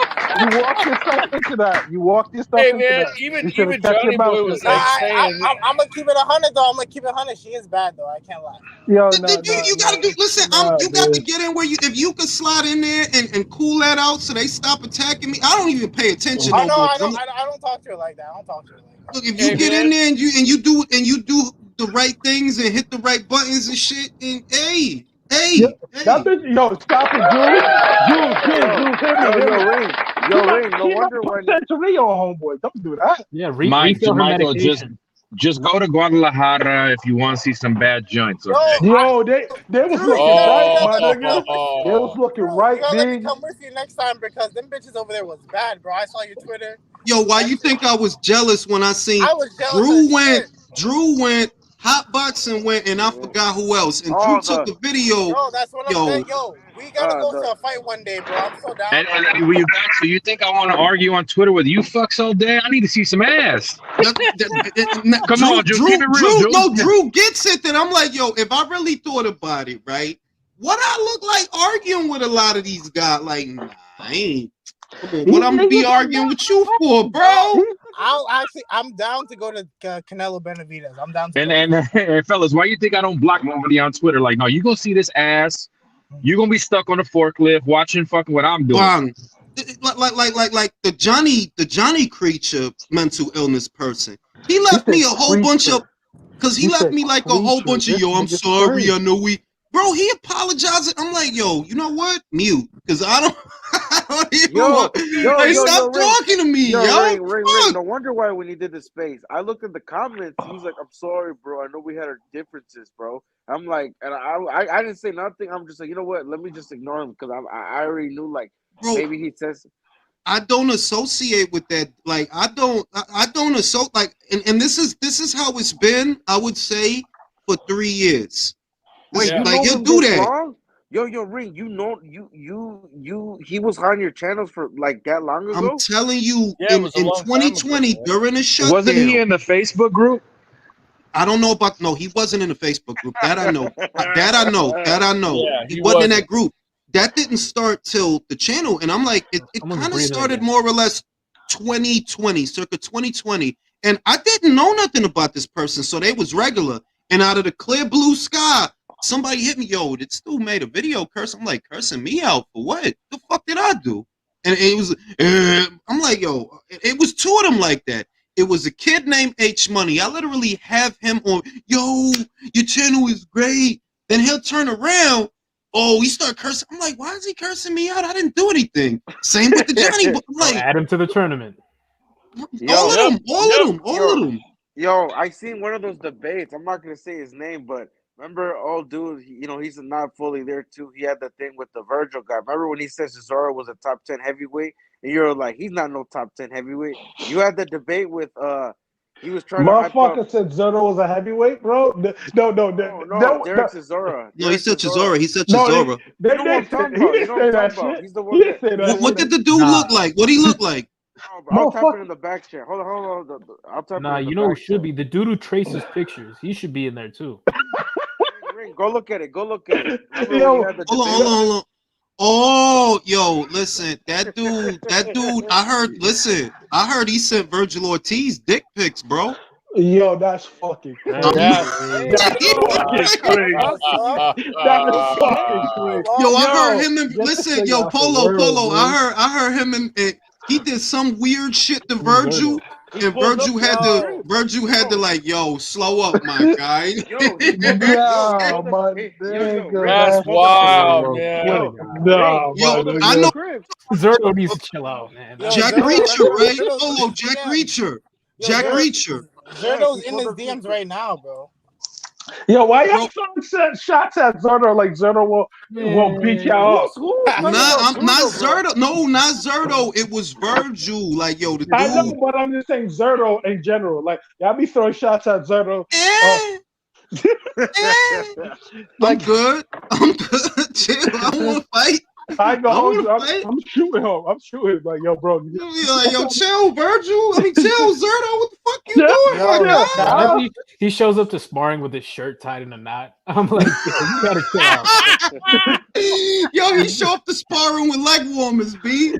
Maniac. Nigga looking like Richard fucking Simmons. He shows up with spandex. Oh shit, he do cardio like this. Got his Richard Simmons outfit on. I'm a pony. Shit. Yo, I heard Jack Reacher. He did some weird shit he pulled up to his crib. Because they was playing PS4 zombies or whatever. And I guess he had it on a PS5, and he said, "I want to be more than PlayStation gamer buddies." I said, Wow, that's crazy. I did hear that it was about a game that he was saying like sexy shit. You know how they wear the intercom system? He was saying, yo, Virgil, what you wearing? Yo, Wait, Ring, no, so he went to Virgil's did house? you see that screenshot? Yo, Ring, did you see what he said after Fundora got knocked out? Did you see what he said? He deleted it. What he said? He said the N-word. Ooh, Jack Reacher? Yeah, he said the N-word. He's like, I told you that dude is trash, and I'm like, yo, are you tripping? Wait, hold on. I'm still like, did he go to his house? Like Virgil? Yes, he went. Bro, to he's his trying house. to get shot. That's crazy. Bro, trying to get shot? He trying to get laid? He's trying to shoot a shot. Yo, Ring. If he ever did that, dude was trying to get Virgil.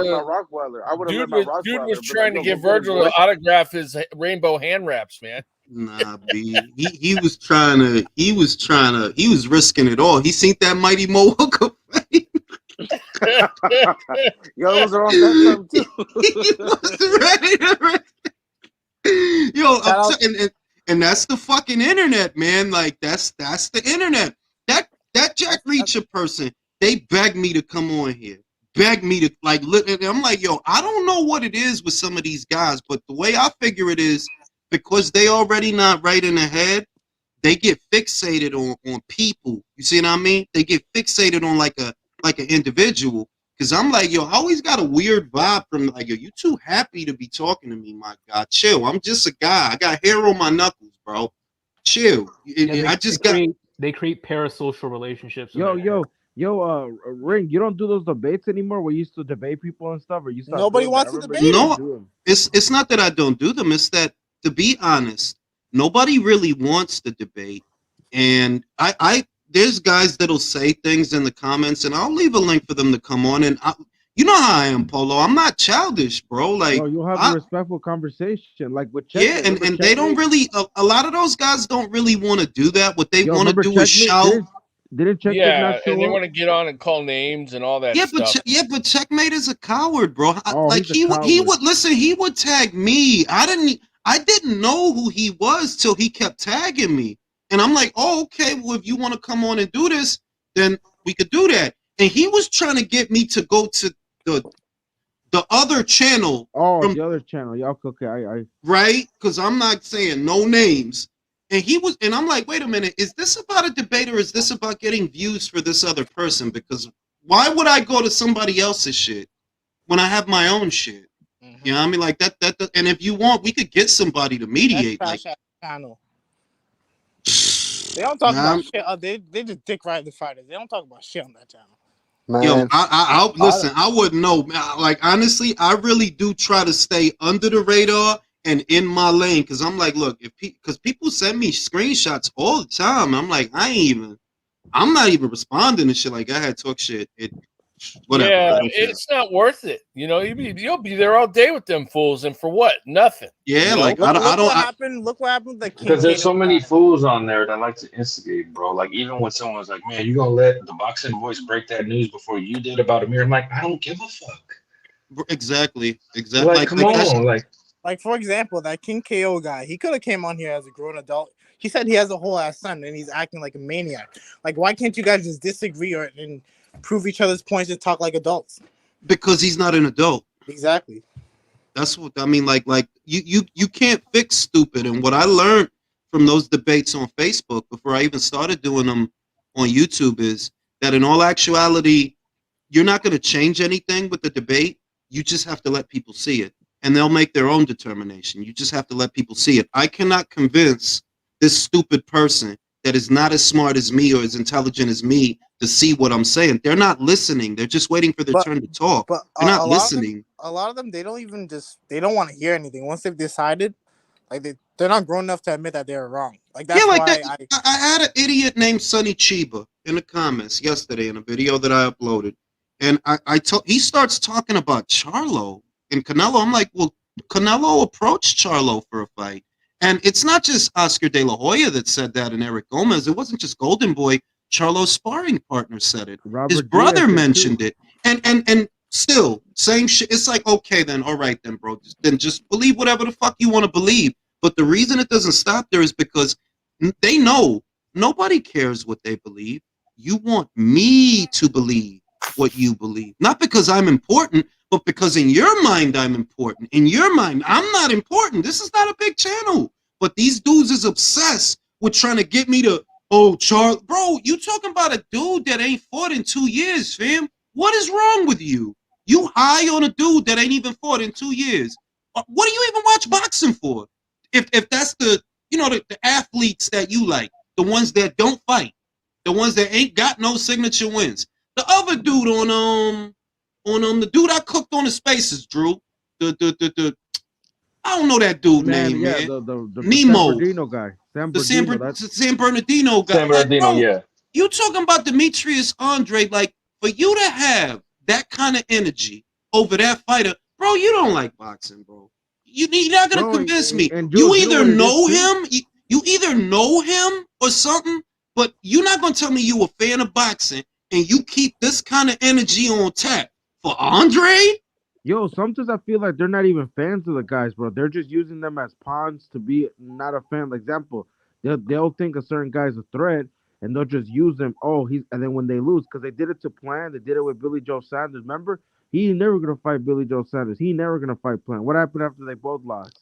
Exactly. They always do that. Exactly. The Christopher Marshall guy said that both Billy Joe Saunders and Caleb Plant would dog walk Canelo Alvarez. You can put the names in Oh, the is that the search one bar, that said that Darrell would beat Plant and then go fight Canelo? I mean, shit, he right? didn't even make it to Canelo. And it's the same thing. And I always bring this up. It's the same thing they did with Rigo. You're not fans of Rigo because Rigo's numbers are very low. So I know you're not fans of Rigo. What it is you just hate Loma. So you'll bring up almost anybody. Whoever's a threat or has a challenge to him. Yeah, they always do that, bro. They're not fans of those guys. That's what they're doing with David. They'll say that they like him. The moment he loses, you'll see what they're gonna be like. Oh, it's always something. Yeah, But I like was gonna say, Mirage. Bro, it's that's about hating Mirage. Canelo. Mirage Like, is gonna do that. I these bet dudes you. say they talk shit about they talk about how much how great Andre and Charlo is. They never go to their fights. They never buy their fights. They don't give a fuck about them. It's just a vehicle that they can use to hate Canelo more, which is what they actually because do. what they hate about Canelo, like put it this way, it's because this is not my lens for boxing, and I know it's not y'all lens for boxing. The beef they got with Canelo is that he makes them feel unimportant because Canelo don't need you to sell. He don't need you to respect him. Your respect don't mean nothing. The fighters you do respect, right? The ones that you like so much, Andre, Charlo. Who gives a fuck about them? They're non-factors, bro. They don't have non-factors. those signature wins. They're not anybody's pound for pound list. So when they see that Canelo don't need me, he don't need my patronage, he don't need my respect, his fans don't give a fuck about me. I'll say a bunch of shit about Canelo, nobody cares. That's why they look for people to argue with. Because I'm like, bro, if you don't like Canelo, none of that shit is gonna change my mind. You know that, right? Nothing you say is gonna change my mind. Nothing. And it's not even that, oh, you're the biggest fan of Canelo, but I always come back to this. If I'm going to criticize Canelo, first, I'm going to look around and see who's doing it better.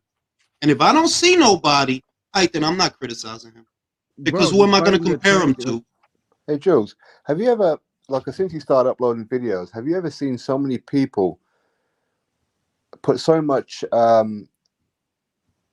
emphasis on what it is that you're saying and so much caring about what you think and what you who you like, and then get mad at you because you don't like the same people that they do? Yes, often. Yeah, we see that a lot, man. It's wild. It always happens. And I was about Like to with Gervonta Davis and Devin Haney and Shakur Stevenson, I get that lately. I get that.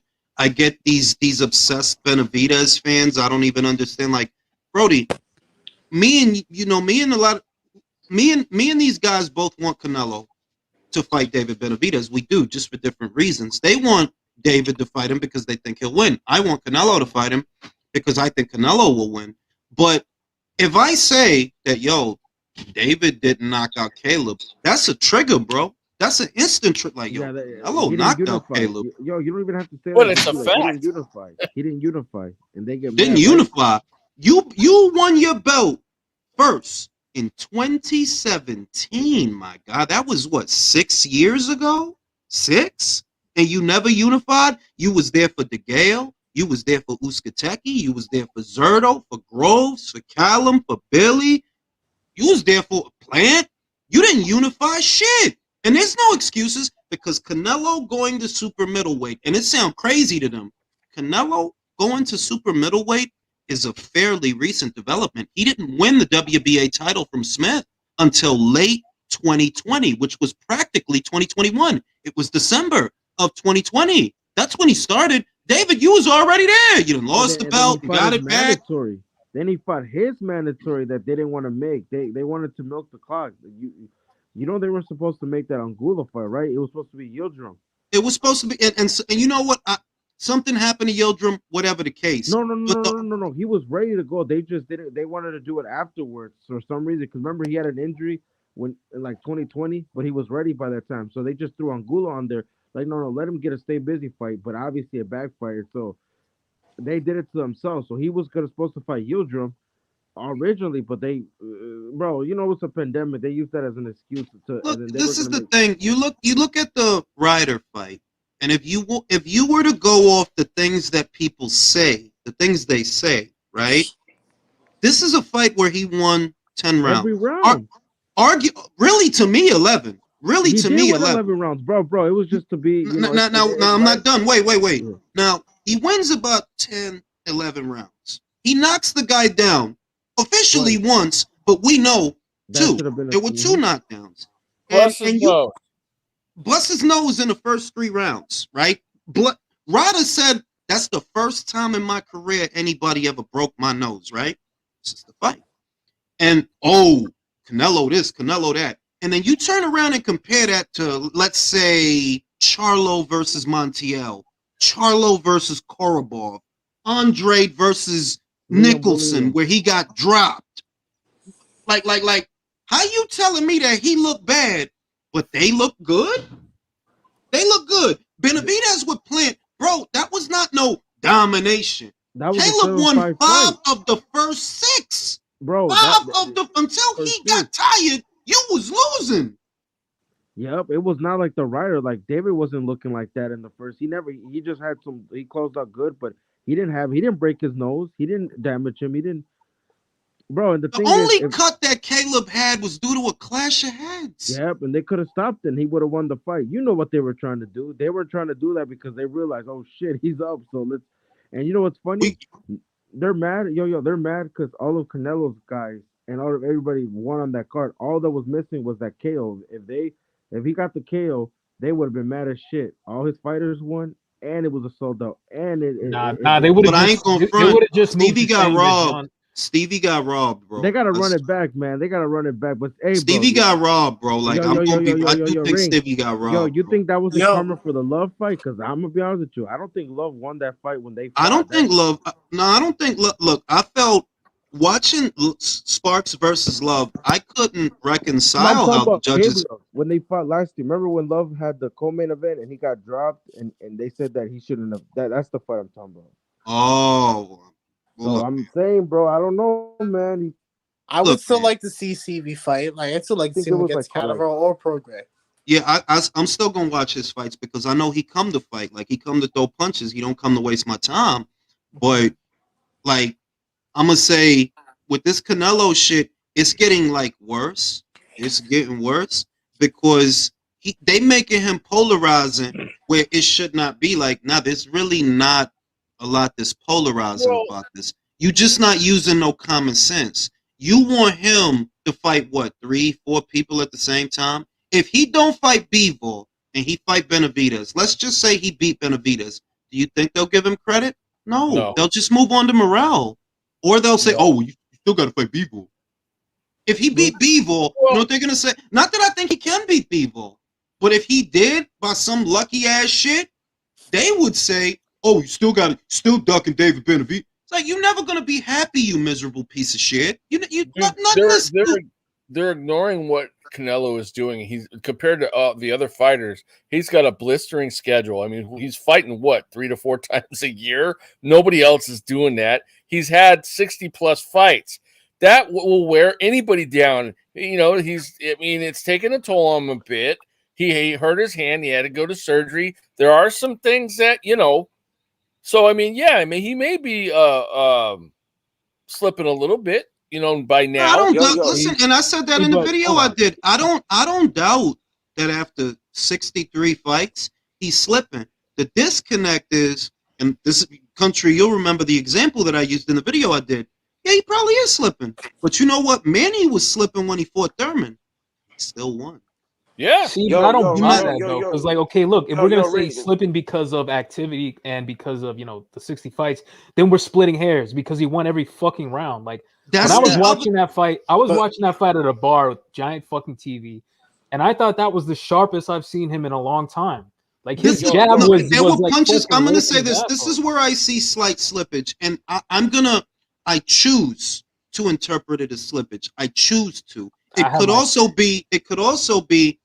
This guy can't hurt me, so I don't gotta. Yes, this guy can't hurt me. But also, the criticism I saw was that Canelo's defense is deteriorating, bro. He got hit less against John Ryder than he has against every fucking opponent so far at 168. Hold on, one sec. And then another thing, it's like, all right, like you don't want to give John Ryder the credit. I think that the reason that Canelo is changed his style is because he realized that these guys that are bigger than him, he can still hurt them. But he's not. It's not like he's getting hit left and right. Like people no. don't realize that. Like catching and parrying, that's also part of defense. No, And he it's did not not even. get hit a lot. It's not just that. It's that it's glaring. Canelo's not getting lumped the fuck up the way that Chalo got lumped the fuck up by Monte. Like, bro, like, are we serious? This man is 5'7", having fought in 5 weight classes, been a champion in 4. He's never even been knocked down. Andre is bumbling all over the place, falling, dropping these dumbass shots and being like people don't know what. Another thing that he did do that he hadn't done since he fought Callum Smith is when he outpunched and outlanded Ryder the whole fight. He replicated of landing a 30% jab of his jabs, and the last time he did that was when he fought Callum Smith. So I mean that does show that he still got, I'm not saying he's like. He would throw the 1-2, and then when he would miss, he'd stick the jab out there. Like that's smart. That's smart boxing. That's the 1-2-1. I'm glad somebody other than me noticed that he'll throw the jab to get in, get the right hand out, and then finish off with the jab so that ain't nothing coming at me like you gonna get hit again if you try to open up after this right hand. It's like, bro, only thing that I saw that could indicate slippage, emphasis on could, because there's more than one way to interpret it, is that he wasn't slipping as much. But I don't. Listen, look, watch this though. With the Danny Jacobs fight, people love posting that video of him slipping all those punches, but he got hit more in that fucking fight. He got hit more in that fight than he did marching forward against John Ryder. And another thing is, okay, well, Canelo only fights these Brits that aren't any good. Hey, listen, Callum Smith and John Ryder made it to the final bell. That yank Caleb Plant got the shit knocked out of him. So let me say this. I don't want to hear that shit. Wait, I got to do this because I'm glad you said that, because I have to remind people, for these xenophobic Americans. These xenophobic Americans, yeah, it's right there. I just have it on the side because I don't want it to be in the camera. Listen, motherfuckers. I don't know why y'all think America runs boxing. It's not the 80s. It's not the 90s. When's the last time an American won a gold medal? When? Andre Ward. That's when. Andre Ward. Look across boxing. Look at these weight classes. Do Americans run the heavyweight division? No. Do they run the cruiserweight division? No. Do they run the light heavyweight division? No. Do they run the super middleweight division? No. Historically, it's a European division. They run lightweight and super lightweight. There's only 3 divisions where you can say America's dominating. Only 3. Really 2, but I say 3. Super welterweight, welterweight, and lightweight, because there's a lot of good American fighters there. But other than that, bantam, super bantam, feather, super feather, America don't run them weights. So where is this shit about that America runs boxing? It's not the fucking 80s. No. Hey, Ivo says you're a shill, Jules, and that America is the mecca of boxing. Okay, but Ivo's sarcasm knows no bounds. Let's say Canelo is deteriorating, right? Versus these other guys, if you break down the boxing, he's a lot better than any of them. Julius, he's still a lot better than any of them. What do they do that's so good? Nothing. Charlo or Benavidez. Let's just say Benavidez, because Benavidez is active. No, I'm talking about guys, Mark, not girls, obviously. I'm talking about guys. Because I'm talking about the guys that feel that America runs boxing. No, it does not. And even if we're gonna get into girls, America doesn't dominate the girls divisions either. They don't. Hell no. That's not hell no. You nuts? Yo, Julius, and my favorite one is when they say, why doesn't he fight certain fighters? I'm like, dude, if you look at past 160, who has the belt? And they're just like, oh, well. And I'm like, well. No, let me be real with you. They think that guys from the UK can't fight. And it's not because those guys can't fight. It's not because there's not evidence they can fight. It's that you're fucking stupid. You watch your man Wilder. You watch your man Wilder get the shit beat out of him 2 times. And you act like them English guys can't fight. Joe Calzaghe went his whole career undefeated. Beat the fuck out of Jeff Lacey, who was favored to beat him. Jeff left hook Lacey, who got their ass whooped in their face bloody. Jeff Lacey, Left I Hook remember Lacey. that fight. Yeah, simply put, they're baying sows. They're fucking idiots. That's what they are. And another thing, all these motherfuckers who they hype up, they will never take a voluntary against John Ryder. I guarantee you that. I guarantee. Jamal Charlo's not going to fight John Ryder. Benavidez won't voluntarily fight John Ryder. Go suck a dick. Stop lying. It's all like it's to me when you in that level of denial. Because I broke it down to the dude named Sonny Chiba, and look, I don't like this tribalism shit. I really don't like that shit. But I had to. That before you go telling me, oh, all he want to fight is gringos. Hey, you fucking idiot! Isn't Artur better Beaver gringo? And didn't he beat Marcus Brown? Didn't he beat Anthony Yard? Ain't Usyk a gringo? Didn't he beat Michael Hunter? Didn't he beat Anthony Joshua? Didn't you know if. Because you acting like the gringos. See, you got it. And once again, I don't like tribalism. But it's like, I like boxing, so I'm going to answer it in a boxing way. Stop trying to convince me that gringos can't fight when the motherfuckers that you like stay getting their ass beat by gringos. Didn't Hopkins get beat by a gringo? 2 times. Didn't he? But gringos can't fight. Carmen says his head was clearly dented, Jules. Dented. I don't like the silly. I have to disagree with you on the women thing, though. We have 3 undisputed American champions in the women's. I give you that, but I'm talking about one. I'm talking about amateur to and professional. That our girls are not the ones coming home with all the medals. They're not our girls. Nah, it's scattered. Now I will say in the pros, yeah, you have Clarissa. You have Franchon, you had Jessica, she was undisputed, and Alicia. So and Sinicia, she's probably gonna be undisputed at light flyweight. Right. So yeah, I get it. But this is for the guys because it don't beat them debating the girls, it beat them debating the guys. And I'm like, yo, I don't know what sport you're watching. Didn't Joe Smith Jr. beat the shit out of Jesse Hart? Correct me if I'm wrong. And didn't he knock Hopkins out the ring? But you keep telling me that gringos can't fight. And that's not in keeping with the boxing. That's not in keeping with the boxing. Didn't Vosdick damn near kill Adonis Stevenson? Or am I bugging? Nope. And ain't Vosdick a gringo? But you trying to tell me that because Canelo fight gringos, oh, they ain't no good. That's what you trying to tell me. That because he fought the guys that had the belts at super middleweight because they was gringos, that must mean they ain't no good. That's what you trying to tell me.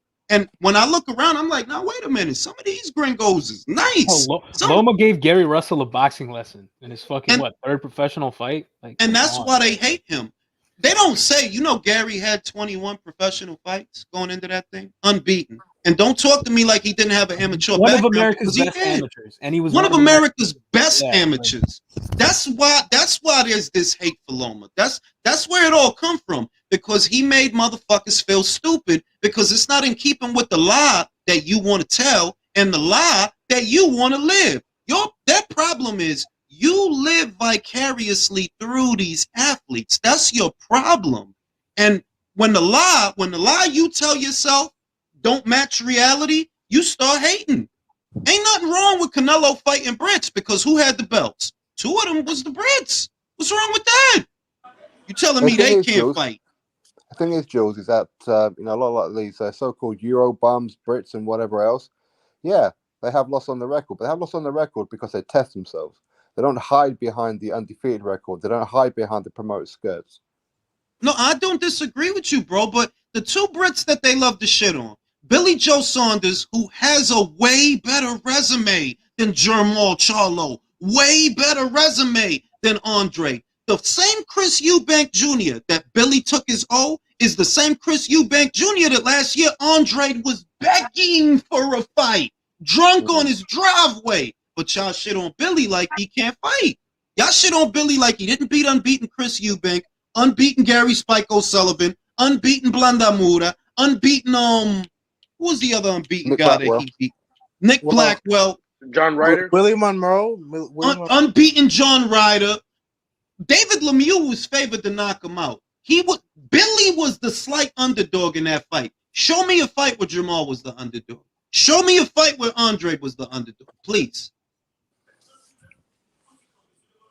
It's Shit been a is minute. stupid. Oh yeah, Also, you can't forget Andy Lee. He was fighting Andy Lee. Remember he beat Yo, Andy he Lee? fought Andy Lee for the WBO, dropped him off a counter uppercut. It went to the cards, but it's like, yo, y'all really act like Billy can't fight and Andre can. Is that why Andre gets knocked down more times than Billy? Because of how fucking slick he is? Yep. It's a fucking joke. Yo, wait, It's that's literally a crazy. fucking joke. Oh, Andre was an Olympian. Yeah, Billy was on Team GB. Correct me if I'm mistaken. Wasn't Billy on He Team was. GB? He was in the same Olympics. I think he made it further. This shit is childish.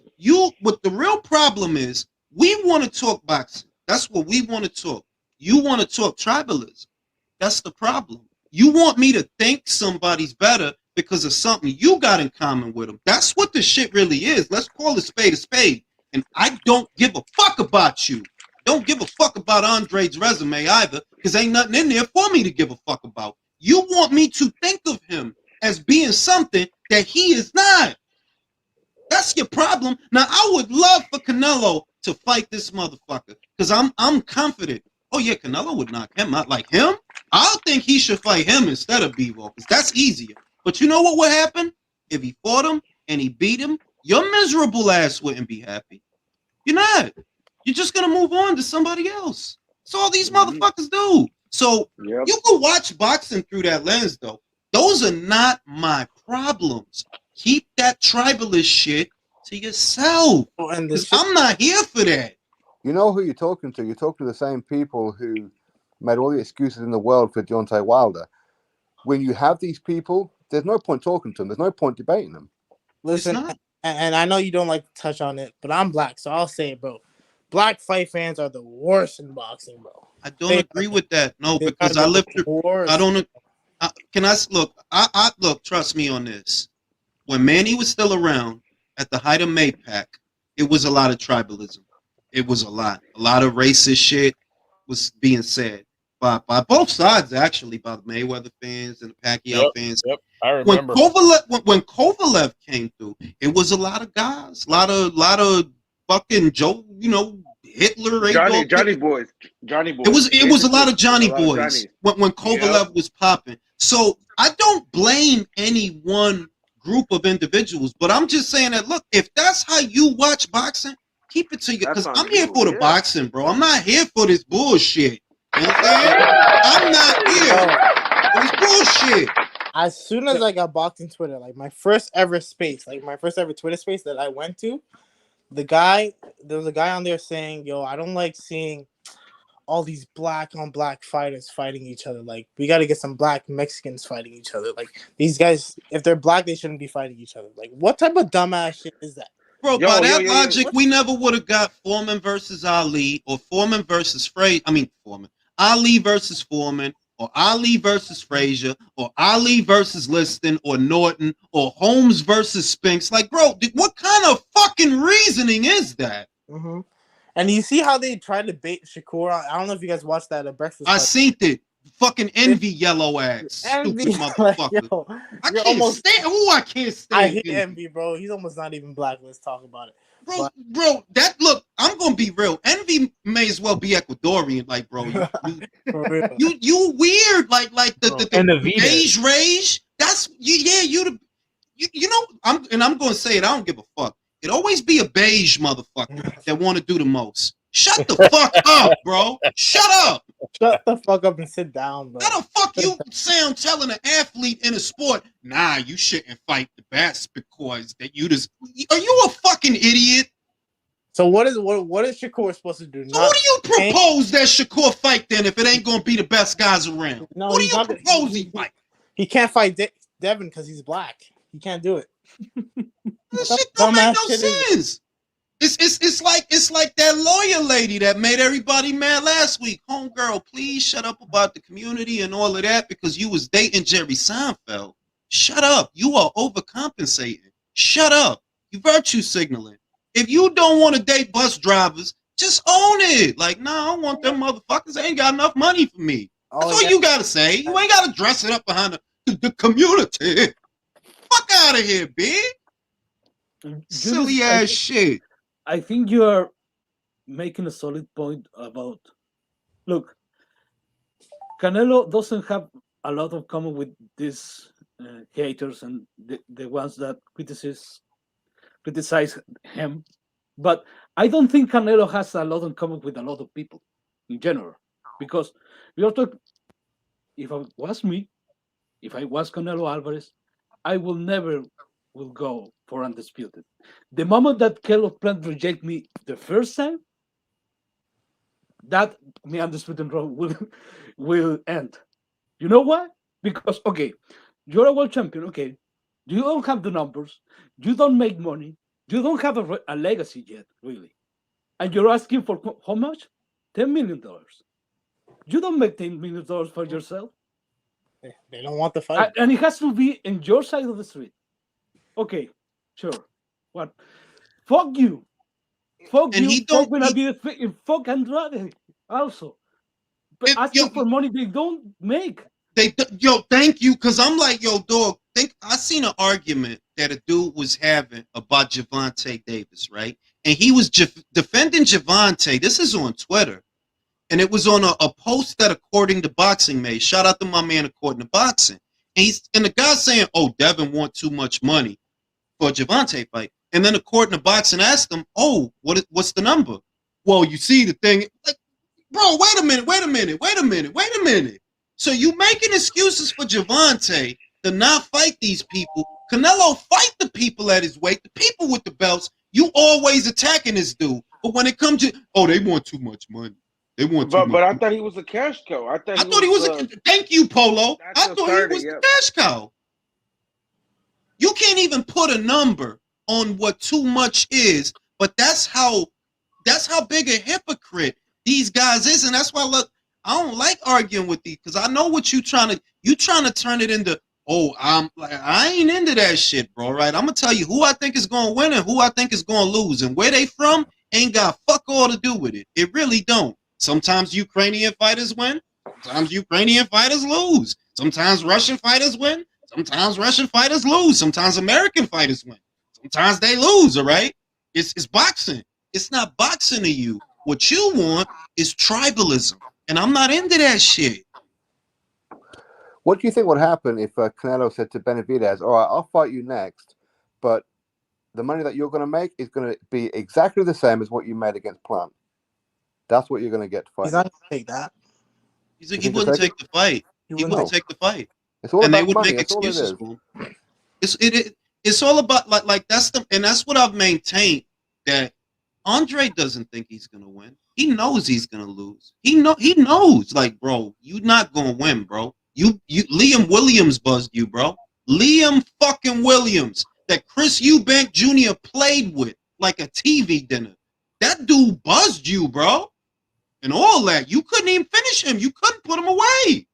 But you want me to believe, yeah, Andre is this and that. Bro, you're not a competitor. How do I know you didn't want to fight Yanni back? You swerve Zach Parker. I don't believe that bullshit about you being injured. That's bullshit.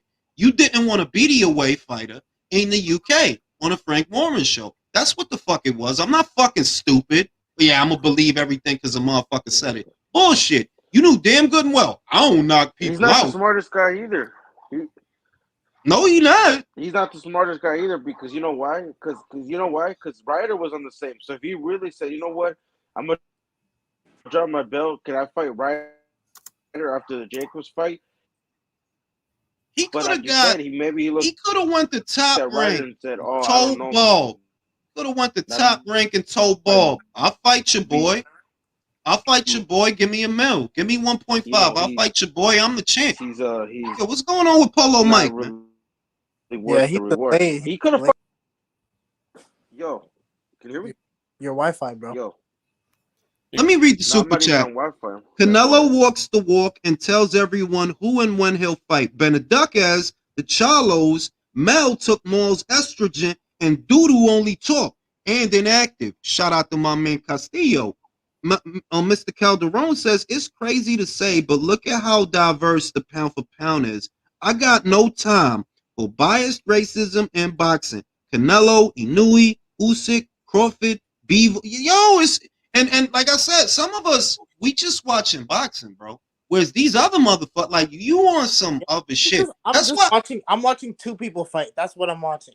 that's it. I'm not watching the legend. It ain't nothing. It ain't a culture war. Nah, it's not. It's just two people in the ring fighting. That's it. And I want to see the best guy Julius, win. Hey, Julius, no, can you hear me? Yeah. It's a race war, bro. Fuck that. It's a race war. It's everybody against everybody. And I'm not. And like, see, I could say if I said what I'm thinking, a lot of people would be offended, and that's why I don't like to have this conversation. Say it. No, I'm not going to say it because no, I'm literally. If I say what I say, it'll be true, but it'll make it seem like I'm a sympathizer when I'm not. That's why I don't say it. But I'm like, you don't want a race war. Let's leave it there. You don't want that. No one should want that, to be real. I don't want I that. interject? I don't want one. I'll take a classist war. We already there. We already there. Exactly. Yo, hold on. The main shit that kill me is how stupid the only color that matters in this world is what, Drew? It's that green, baby. Dollars, These rubles. stupid motherfuckers don't understand that. Like, how do you not understand? How you walking around in this world thinking this matters? This don't matter. Money matters. That's the only color that matters. That matters to poor people. You let these politicians fill your head with bullshit. That's what you do. You let the media and the TV, instead of going off your own shit, you really let outside sources influence your brain. They're like, yo, it's not about this and it's about bread, bro.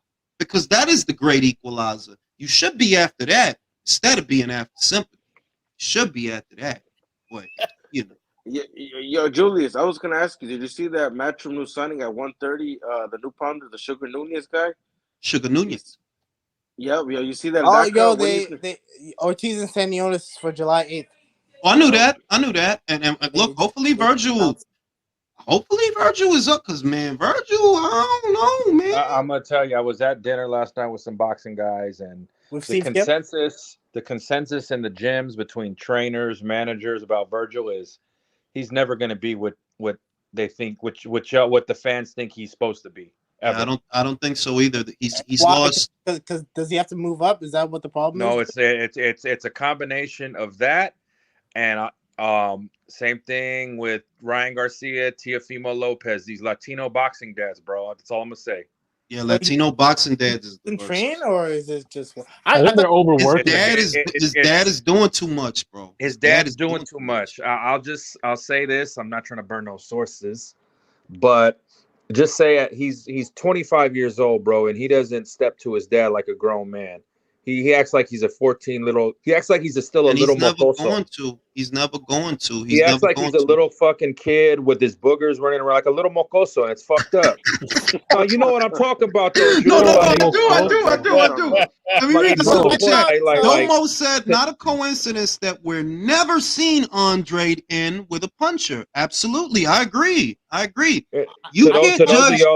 Hold on, wait. You can't judge fight fans based on race just because of stuff said by a tiny minority on Twitter. That makes up less than 1% of the population. It's dumb. No, I agree with that, Bobby White. That's why I said what I said. That it's not a specific group. No. I've seen this shit in all the different, shit. I've seen it. My thing is that I don't like right now, just based on what's going on right now. And then if something else is going on, it's going to be some other shit. Like, don't let another Kovalev come around because you're going to have Johnny boys running up and down this motherfucker. You know, see, that's how them motherfuckers is, man. Coach made a good comment. To finish on my Virgil point, it's just like, to those of you that have had dads, like, there comes a point in time where, like, you gotta tell your dad, like, I'm running my life. I'm taking control of this shit. And guys like Tio, Virgil, and Ryan, they ain't there yet, bro. And sometimes guys like that never get there. Yeah, Coach says, shout out to Coach. Let me read this. These guys don't have a boxing criteria when it comes to boxing. They have a race criteria when it comes to boxing. That's the problem. And see, shout out to the coach because he could put it in words better than I can. I don't try to get into it as much as some others because I'm like, look, at the end of the day, I'm not actually here to, to discuss those things. I'm literally here to talk boxing. But it is true that for a lot of guys, it's just it's not even about boxing, bro. It's like, all right, well, if you're not gonna talk about boxing, and we ain't got nothing to talk about. You know what I'm saying? And Drew, like, so, like, isn't Robert? No, who is it? Isn't Manny Robles his main trainer now? I wish. I mean, that's the trainer that they have in their gym you're using. But like, come on, bro. Like, your dad's still there. Like, so You gotta let Jesus take the wheel, Verge. That's what you got these to do, guys, bro. like these guys, like even what's his name from Stockton, Jules, the Flores. Gator Even his Flores. pops, like, man, his pops was too busy concerned about the baguettes and his jewelry in that fight in Arizona where he got his ass kicked. They didn't have a Son towel was to throw getting into the his ring. ass whooped, bro. He didn't was have a getting towel to throw into the ring on that Conceição Valdez undercard, bro. That's what you know what a lot of these boxing dads do. Especially, and I'm speaking specifically on the Latino ones, bro. Like, they living through their son, bro. all of them are Lopez Senior, Flores's kid. I ain't I going will front, say bro. the only father that doesn't like act like them is, and I'll give him to his credit, he's cool, is Berlanga's dad. That's who I was gonna say. That I don't actually see Berlanga's father trying to hog all the camera time and be in front of the camera all the time. Like, God bless him that, you know what, look, for all his faults and whatever, he let his son do his thing. He don't really be trying to take his son thunder. That's crazy, bro. He just We stands there give and him so makes sure much everyone shit. knows he went to Rikers. That's it. Hey, He Jules. did go to, it was Sing Sing, not Rikers. And that's indicative. That's my other point. Berlanga's dad really got some respect. Like, he ain't out. You could tell he's not loud like these other ones. Like, that really wasn't in the streets like that. Like Jules says, Oh, like these Angel fucking Garcia? clowns. Like, these Latino boxing dads that are loud, bro. They was the guys doing the store runs. For real, they was getting the Dutches. bro, I'm gonna go Latino smoke a fathers cigarette, need to do y'all. better. I'll be right back. Yo, Hey, like David's dad, you when know he what? wins, he's like when he was jumping up and like down. Hey, you know what though? Aside from the fans that Jules was talking about, there's also content creators out there that are perpetuating that garbage too. You know, and that's not a good thing either. And it's like, you know, because it's more of a negative contribution, at least in my opinion. This is the thing. I don't think. I think it's bad, like you said, but I see the end game. It's a grift. Those are just grifters. So I don't think those guys so seriously because, okay, you're pushing for a fan base that already believes that. They're playing to the audience. Yeah, people need another people to repeat the things they already believe. So for me, that's more of a symptom than a cause. Maybe it has some influence, but I don't think that's the root of the problem. Because some people say, okay, if Terence Crawford or Basil Lomachenko or Naoya Inoue got some hate, it's because these content creators. I don't think that's the cause. I think it's a symptom of the hate of the problem, and it's a grief. I think it's a grief. It's a hustle.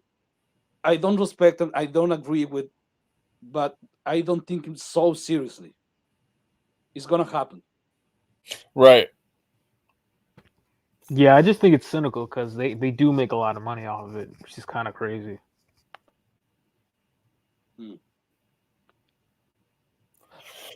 But yeah, I just try not to argue with them fools because, you know, I mean, there's no point. You're just going to go round and round. Nobody's going to change their mind, and it's just going to be a waste of time and breath. Yo, I gotta say something. Okay.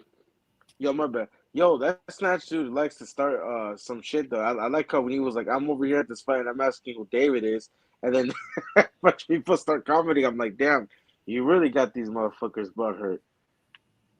Yo, Snatch is still under. That's Drew. Drew, is Drew still under?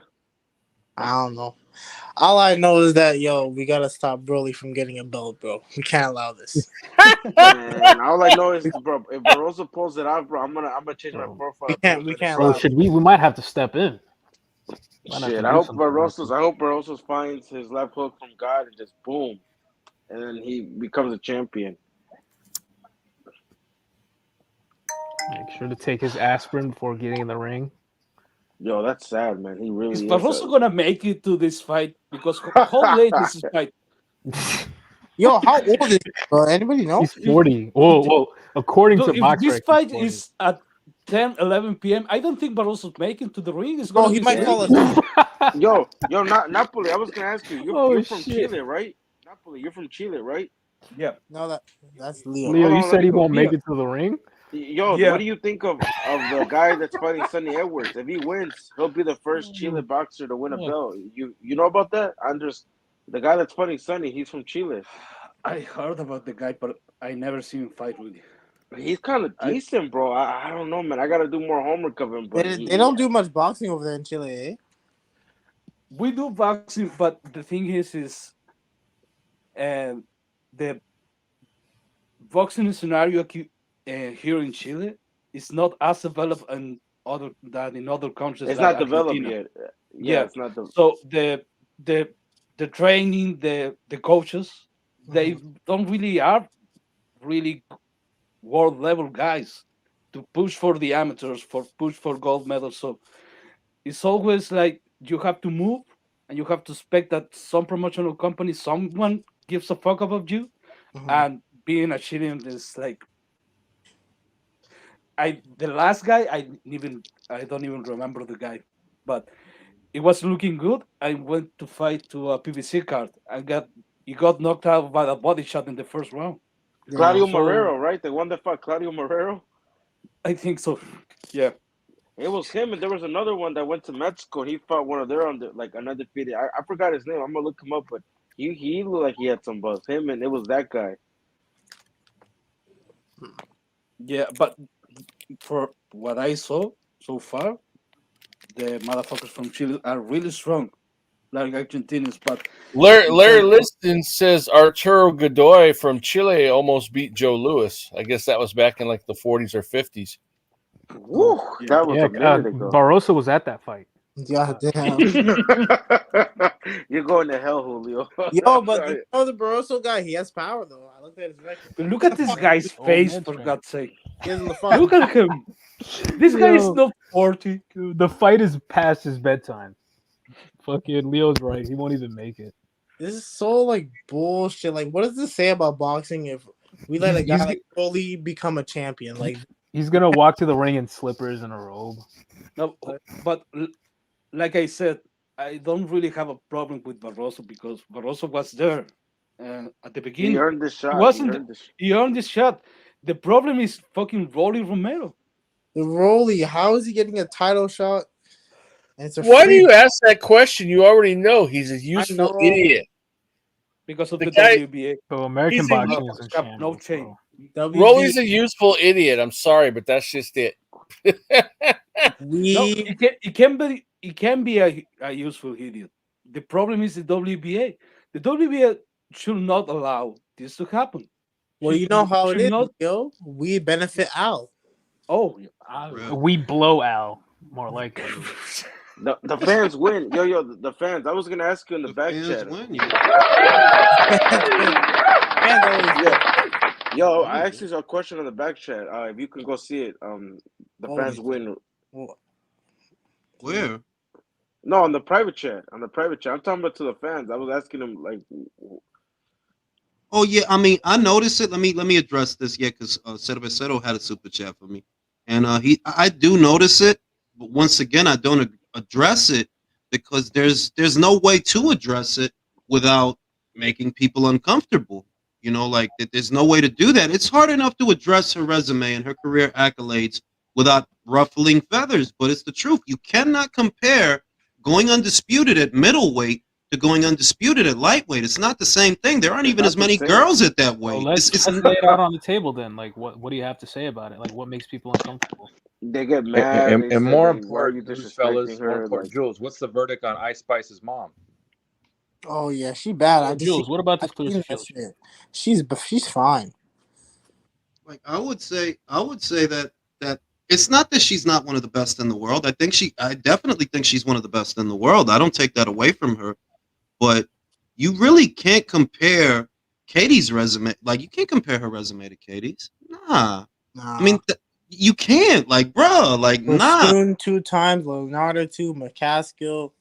Like, Look, you multiple undisputed champions on her. Here's an example. Here's an example. Katie had a hard fight with a more highly ranked fighter than anyone you've ever fought. You never fought a 7 division. I don't knock her for it, but it's just that, well, these are what the facts are. You and Savannah was not the same as Katie and Amanda. Like, nah, fam, Savannah ain't no Amanda Serrano. Well, like, what we doing here? Amanda's got 2 Guinness World Records. 2 of them, fam. Like, she's a 7 division champion. You can't compare that to Marshall. Marshall is a great fighter. I think she's a great fighter, but she was just the champion. She wasn't a 7 division champion. Like, bro, like, what we doing? Right? And what Katie wanted to do right after that, run it back. Let's run it back. Let's do it again. You, I mean, look who you fighting. Look who you fighting.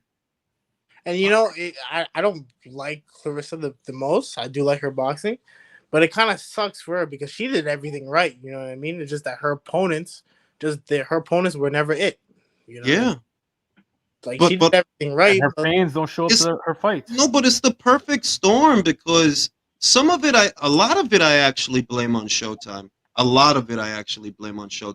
But there are little things that, like, yo, you don't really do yourself any favors when you up there at middleweight talking about, I want to fight Katie Taylor. Who you think gonna look at that and be like, you want to fight a lightweight? Ain't nobody gonna be jazzed off of that, man. I mean, come on. Yeah, like how? I remember years ago, Errol Spence said he wanted to fight Lomachenko, and he didn't get hate for it. Like, I get it, but I think that what Showtime did is way more consequential. Because look at who they're fucking making a champion in a couple days. They'd rather invest their time in Rolly Romero than in Clarissa Shields. That's not her fault. I do agree, but see, that's why I levy most of the blame on Showtime, because at that time, I remember they tried to cut her pay. They tried to cut it down, I think, to 150,000 from 300,000. They wanted to cut it in half. Her last fight at that time on the network brought in about 288,000 viewers, right? Coincidentally, Adrian Broner's fight brought in around that same number. Now, ask yourself, do you think that Showtime gave Clarissa the money they wasted on Broner? Hell no. You know he got more money than she did, and he shouldn't have. He shouldn't have. He shouldn't have. His marquee value was in the tank. The fight wasn't a big fight, but I can guarantee he probably got more money than she did. Y'all made more of an investment. Make more of an investment on the Danny Garcias and the Adrian Broners and these careers that nobody gives a fuck about than y'all made in her.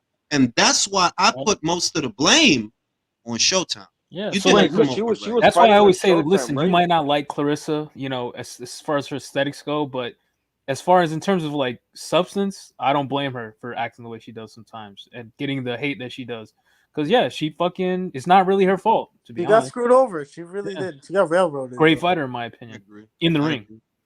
I agree with that. Like, and I always say this, that when you can't just have one fighter that you're backing, you need to build up their opponents, because that's the way it's done for the guys. They don't just, you know, when they invested in Lomachenko, they were also invested in Lopez. They built up Lopez as an opponent for Lomachenko. And, you know, he passed the acid tests and did what he had to do.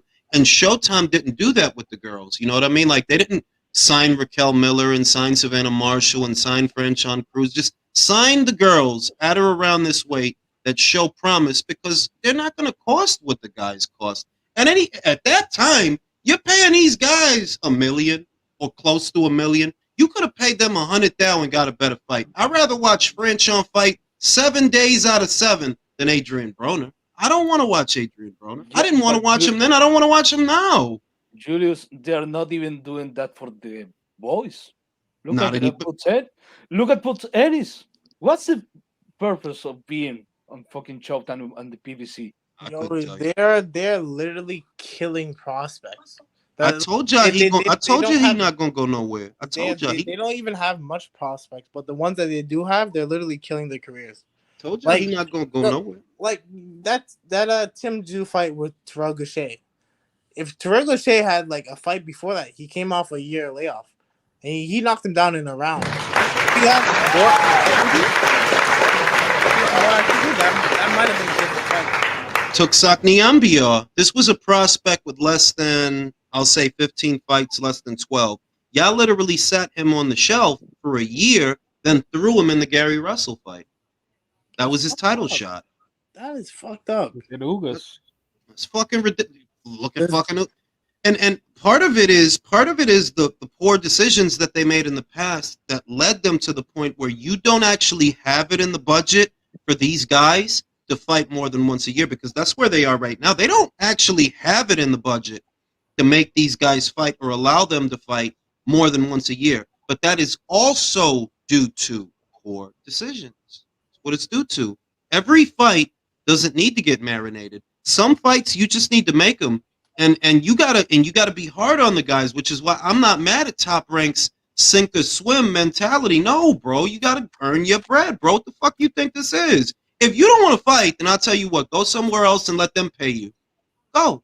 We don't need that you. formula works because that's why they have the best fighters in America, because that's how you develop a good fighter. These PBC dudes fight fans for like 20-something fights, and then they step up and get knocked out, and people are like looking around. Why? Like Stefan Espinosa's looking around, bewildered. Like, why is this happening? Well, that happens when they're not even giving us regular fights. We can't even get regular fights. Every time you see a prospect or a high level guy fight, it's always against some, I don't want to say bum, but like, you know, a not a good fighter. You know, It's always overmatched. The guy. Always. Yeah, they don't ever learn.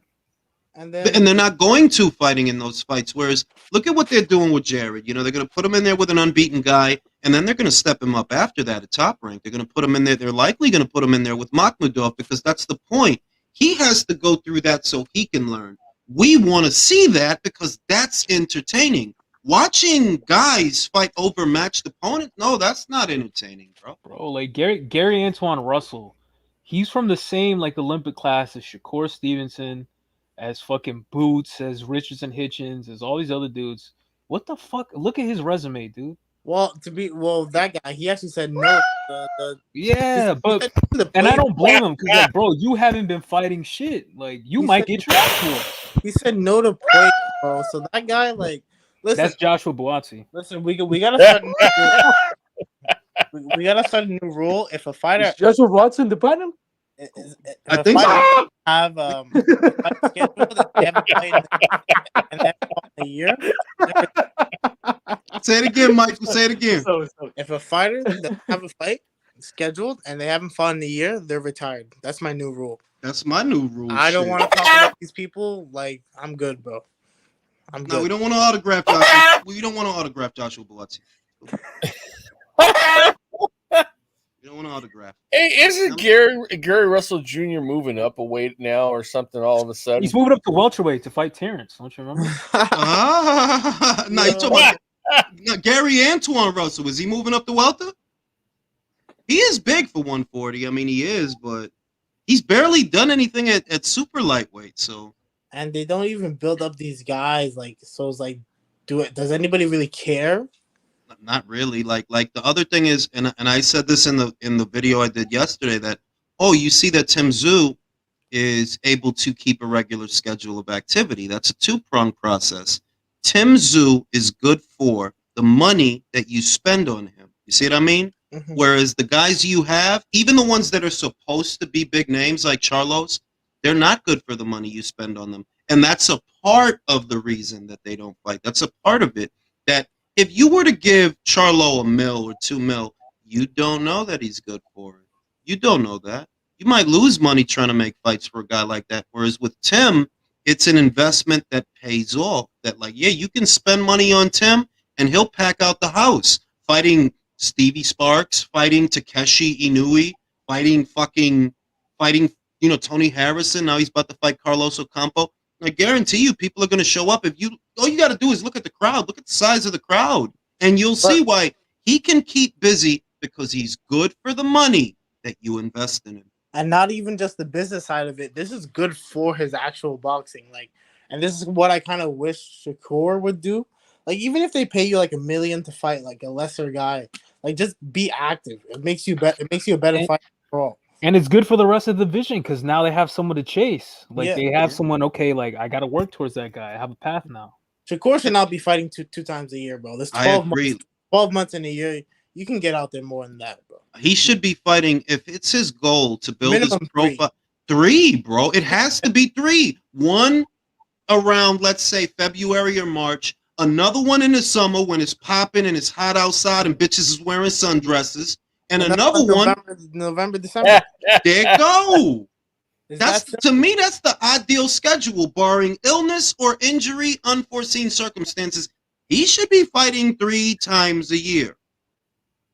If And you for a want to fighter get that famous, he doesn't even get hit much, so like he can be doing that. He can. and it would be better for him. It's better for the division. You want these guys to become the face. Well, how are they supposed to do that when you barely see them? When you barely see them, how are they supposed to do that? It kind of goes back to what Steve Kim said. Shout out to Steve, that the contract minimums for some of the fighters, they're so high that you can't afford to get them out there but once or twice a year. Yeah, they paid him $3 million for Conceição. Like that's a bit much. That's a fucking bit crazy.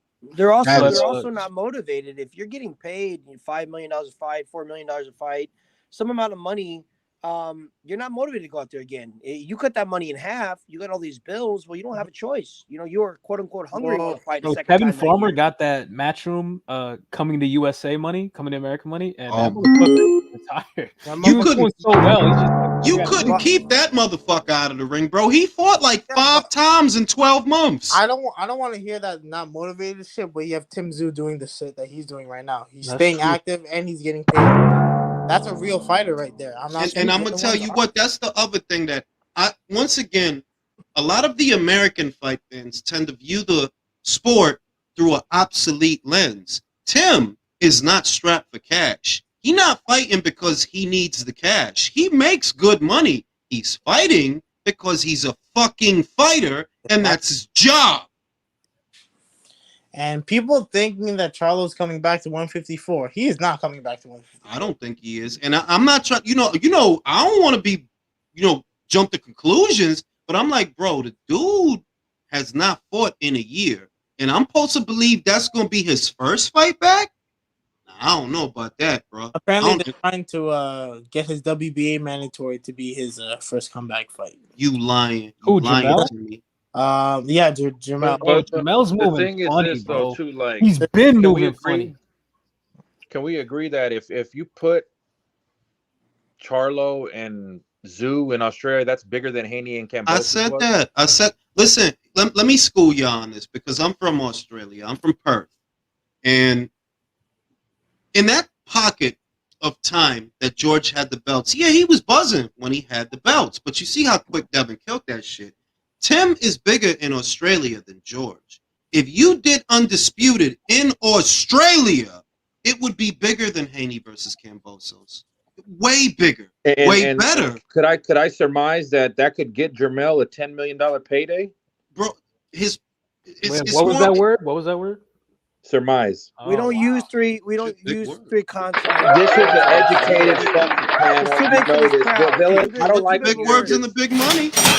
Dylan, I do not like when you act like you're not smarter than you are, okay? You're not I mean, a common I am. man, right? I am all for the elitism, the sarcasm, and the class system. I'm all for it, all right? Some people are better than other people because they're richer, goddammit. Drew, I'm just saying you gotta minimize. You gotta minimize. Who is this for the WBA listeners mandatory? here. So they're apparently they're gonna. I saw some shit. I thought where that was Madrimov. They might push Charles Conwell to the mandatory status because Liam Smith has the fight and he's #1 at WBC. You know what they might do? Murtazaliev, because Murtazaliev has actually been the mandatory much, much longer than Tim Tszyu.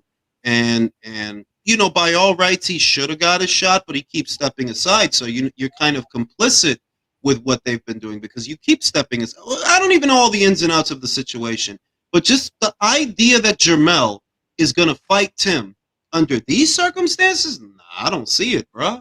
He ain't fought in a year. It's already been a year. Already. That's why they're giving him Conwell. I think he saw that fight against Tony Harrison and said, yeah, that guy's actually a problem. That's what I'm thinking. I gotta get Tim Zoo on here, man. I'm all for my Australians. My Tim Zoo, my Stevie Sparks, my Ebony Bridges, my Shernika Johnson. Old school fighter mentality. Not Sky though. She's not. Why y'all always shitting on Sky, man? Damn. Bro, she's literally only been pro for a year. Y'all be really like, what did Sky do to you? What did she do to you? Sky don't bother nobody. She has the right attitude. She's grafting. She's in the gym. She's doing it, goddammit. Sky Nicholson. In the Sky gym, Vargas. Eddie's bed. X-Ray Vargas, man. Y'all gotta stop shitting on Sky. Sky don't bother nobody. Shit. She in the sky. She be doing her Sky shit. Leave her alone, y'all. Everybody know my two favorite featherweights is Raven Chapman and Amanda Serrano. Anyway, but still, leave Sky alone. Goddamn it, Sky Nicholson. Man, Bro, if they ever meet, Raven Chapman would, watch her draws with Sky Nicholson. Nah, for real, she would though. Like Sky would be in serious fucking trouble. Not the one. That went to Queensbury, right? Yeah. Like, look. Here's one thing. It's starting to get on my nerves.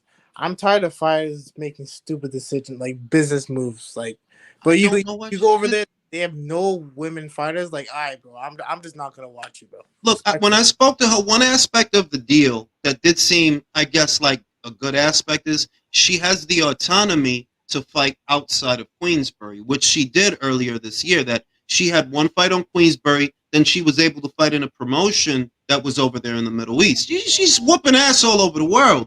And I think that, that makes it a decent deal. That I kind of understand where she's coming from, but it felt like it's coming from a place where maybe you don't have faith in Matchroom, that you felt that you might get lost in the sauce because they have so many girls and some are more important than others. You figure if I go to Queensbury, I'm the only girl. So ain't no way I'm going to get lost in the sauce because I'm the only girl. It ain't like it's me and a bunch of... But the girl that matters in her division fights on Matchroom by way of MVP. So I don't want to hear it. Other fights can happen for Raven. Like, I know it wasn't a great move. Matter, bro. No. Listen, she could fight Sarah Liegman, unbeaten up and comer. Sophia Leash, unbeaten up and comer. She can fight... she can't fight Erica Cruz. Erica's still on Matchroom. Not Tiara Brown. I mean, this is the thing. Yeah, but with Tiara don't need... This is the thing. Tiara is nice. I've been saying that for 4 years.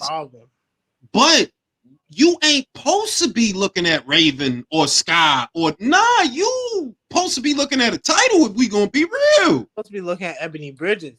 Well, her and Erica not Ebony. If you gonna campaign at 122, right? I don't know that Tiara can get that low. Currently, she's at featherweight. I don't know if she can get that low. If she can, there's literally 4 champions there. There's 4.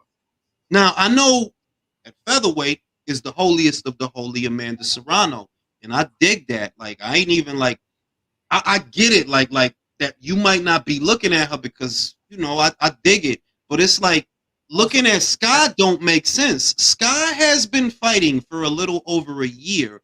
Why would you look at her? She's not where you are, and it's obvious. It's a little bit of jealousy I see from her, and a little bit of frustration. I do get it. But to be fair, Sky did say, I think she said this at the end of the year last year, that this year she wanted to fight for the belt. So she feels that she's ready for Tiara Brown. Then I don't see the problem. She didn't want to fight. You just want to get my homegirl beat up, bro. Why do you want my homegirl to get beat up? I don't want to see her get beat up. I want to see her in a fight. Like, Stop trying to get my homie has only been around for a little over a year. You want her to fight Tiara Brown. And what's crazy is Tiara Brown wasn't fighting Tiara Brown at this stage in her career. So how is that fair? That background. She didn't have that pedigree. No, she had a good amateur background. Not Sky's. She was one of the favorites to win the Olympics, even though why does everybody hate Sky? She's a nice. I like that kid, man. I don't give a shit. I like that kid. Look at Romero Ali. Romero Ali is developing. Apparently, so does Eddie Hearn. Amateur shit. Stop it, country. Don't do that, country. Don't do that. Don't do that. Like, I ain't mad at him. I'm not mad at him either, but we ain't gonna do that. Sky's the limit. And sky's the limit. Oh my God! Here we go with the punchline. Optimus Prime says, salute Ring IQ. With rumors of Matias going to Matchroom, do you think PBC will do everything in their power to keep the WBA hostage? Not sure Undisputed will be possible with PBC messing stuff up. And no, it won't be. I said this, listen, bro, I said this months ago. Forget about Undisputed at super lightweight. We're not going to get an Undisputed champion at that weight for a while. Could be years. We're not. Because that BA, whatever's whatever, that BA is going to be over there. That I know. That BA, and they're going to make it hard to get to, which is why Subriel and his team, don't be dumb. Don't be dumb. You need to leave PBC. There ain't no fights for you over there. You going to say, oh, but Javante over here and Rolio, you're not going to get none of those fights, bro. You don't understand. They not going to fight you, bro. You need to go where people will fight you. So apparently Eddie promised him a unification. So I think he's actually going to bid aggressively for it. So I think they're going to give him good money. There's no way he would turn away. There's no way. Any other rumblings you've heard about that, or any other, just? I mean, the latest was that they visited him in Puerto Rico in camp, and we can only imagine because that's the only rumor and rumbling that I heard. But other than that, we don't know that he's going to sign, which is why I'm nervous that you'll tell yourself that Javante is a bigger name than the other guys. That's what you'll tell yourself. But what you won't tell yourself is that I'm not getting that fight, which is why I think Regis is smart. It's time to shit on Eson. Eson has been talking. Eson with the Nissan has been talking a lot of fucking shit, and I don't understand it. You don't see that Tio didn't want to fight Barboza. You think he's going to fight Regis? Make it make sense. This motherfucker didn't want to fight Barboza, but he's going to fight Regis. Jose Ramirez, you had 2 cracks at the apple to fight this motherfucker. Didn't want to do it. I don't care your long form, short form X. Didn't want to do it, motherfucker. So I'm supposed to try again for the same guy that didn't want to fight me 2 times. Also, I do think Matias is coming over because I said it in a tweet, and Regis retweeted my tweet. So it doesn't mean much, but okay, Jimmy, let's say Regis Progress will have signed with Top Rank. What will be the feasible fight for him? The fight that they could wanted. have happened. I didn't want to say this on the live because next episode relates to this subject, but they wanted Regis for Barboza, guys. Bro, Rick, that has Rick Merrigan written all that's over. like the same. You don't let me say this. You have to understand. You're imagining a scenario where Teofimo beats Josh Taylor. That's what you're imagining. If Teo is in the running for Regis, that has to mean that he made it past Josh. So in that scenario, gentlemen, who's he more likely to fight? Jose Ramirez or Josh Taylor? Or Regis Program? Jose. You know the answer. If you're imagining a world where Teofimo is still in the running for Regis, that has to mean he beat Josh. But if he makes his way past Josh, if he has to choose between Regis and Jose, you think he's going to pick Regis? No.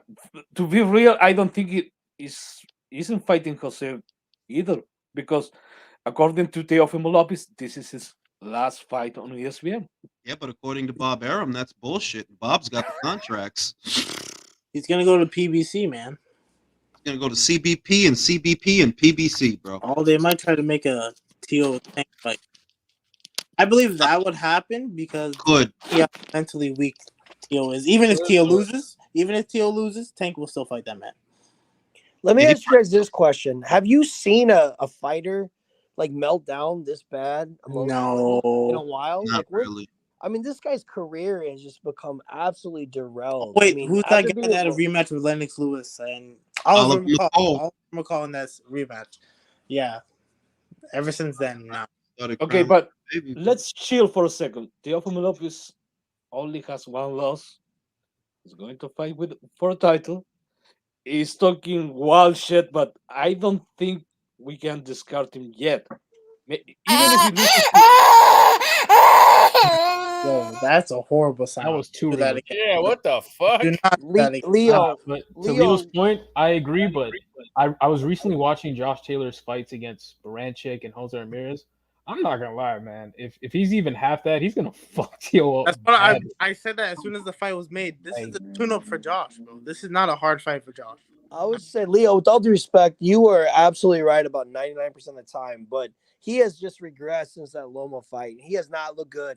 He's in the ring, like sitting there questioning not only himself to other people. Like, that's not a good look, on man. live television, bro. Yeah, it's not a good look. The guy's Did he not know that they were filming him? Because he literally leans on the roof. Jules, Man, I still got it. Pull up the picture, bro. Pull up the picture, bro. Let me get this. He has all the family problems too. His baby mom was fighting him at the Love fight. his family That's problems. his- He's like that's a his soap opera, ex-wife. bro. That ain't even his baby. Josh can fight inside. He can fight outside. He can box. Like can, people like- forget he beat Jose Ramirez on his. He's all around way better fighter than Tito. Like he dropped Jose Ramirez twice, and I think that's why Jose doesn't want to fight Regis. I think he don't like southpaws. But I mean, like Jose is kind of painted into a corner. Like, I don't know why people are pretending that, like, before it became what it is right now, what people are forgetting is, you know who was the top two? Jose and Zepeda. Jose didn't want to fight Zepeda. Oh, like, yeah. shit, arguably lost. He arguably lost to Jose Zepeda. The top two, it wasn't that long ago that it was Ramirez Zepeda at the top of the WBC's ranked standings. And, you know, Ramirez decided, well, I want to go get married and have a baby shower. What, you know, whatever it was. But that was what he said. And to me, at the time, it looked like, nah, you just don't want to run it back with Zepeda. Bro, even now, Zepeda would fold Tio, bro. Even now. Yes. I know he got knocked out by Regis, but now he would still do that. You know what would be a great fight? Zapata Spark. That Yeah, would be fucking. That'll be the hospital bill fight. Motherfucking Clout to open up, kill each other. No. He said the hospital bill fight. That's amazing. Hospital bill fight, bro. Gotta open up a cloud, like. Yes, match. That might be one of them after that fight. Fucking death match, bro. Somebody going in a body bag, bro. Like, hey, give me the God open up the clouds again for me. I got one. I got you right now. I hope you motherfuckers have insurance. Oh, I got you. I'm gonna do it. I got you. I hope you motherfuckers got insurance. There you go. Thank you. I like that. It's fucking wonderful, bro. That'd be a wonderful fight. So look, guys, I'm gonna wrap it up. I'm probably gonna go live for Yanni Beck versus Stephen Buttersworth. I'm probably gonna go live. Hey, Jules, remember, I'll be there live, man. I'm going to Bro, you're not gonna stay here and watch, Buttersworth. you're not gonna watch Rolly become a champion, bro? Bruh, I am insulted that you would think that I would watch that fucking shit. Bro, And for those that don't already know, the next episode of the relay is already done, so I will upload it after this. I Everyone, that senior citizen beat the shit out of Rolly. Bro, we got to do a finger paint stream for the. It's been another episode of. Everybody have a good night. Have a good night, fellas. Jules, thanks for having me on, brother. You gotta get credit. You gotta get it. And remember, spanking shit. Stay up.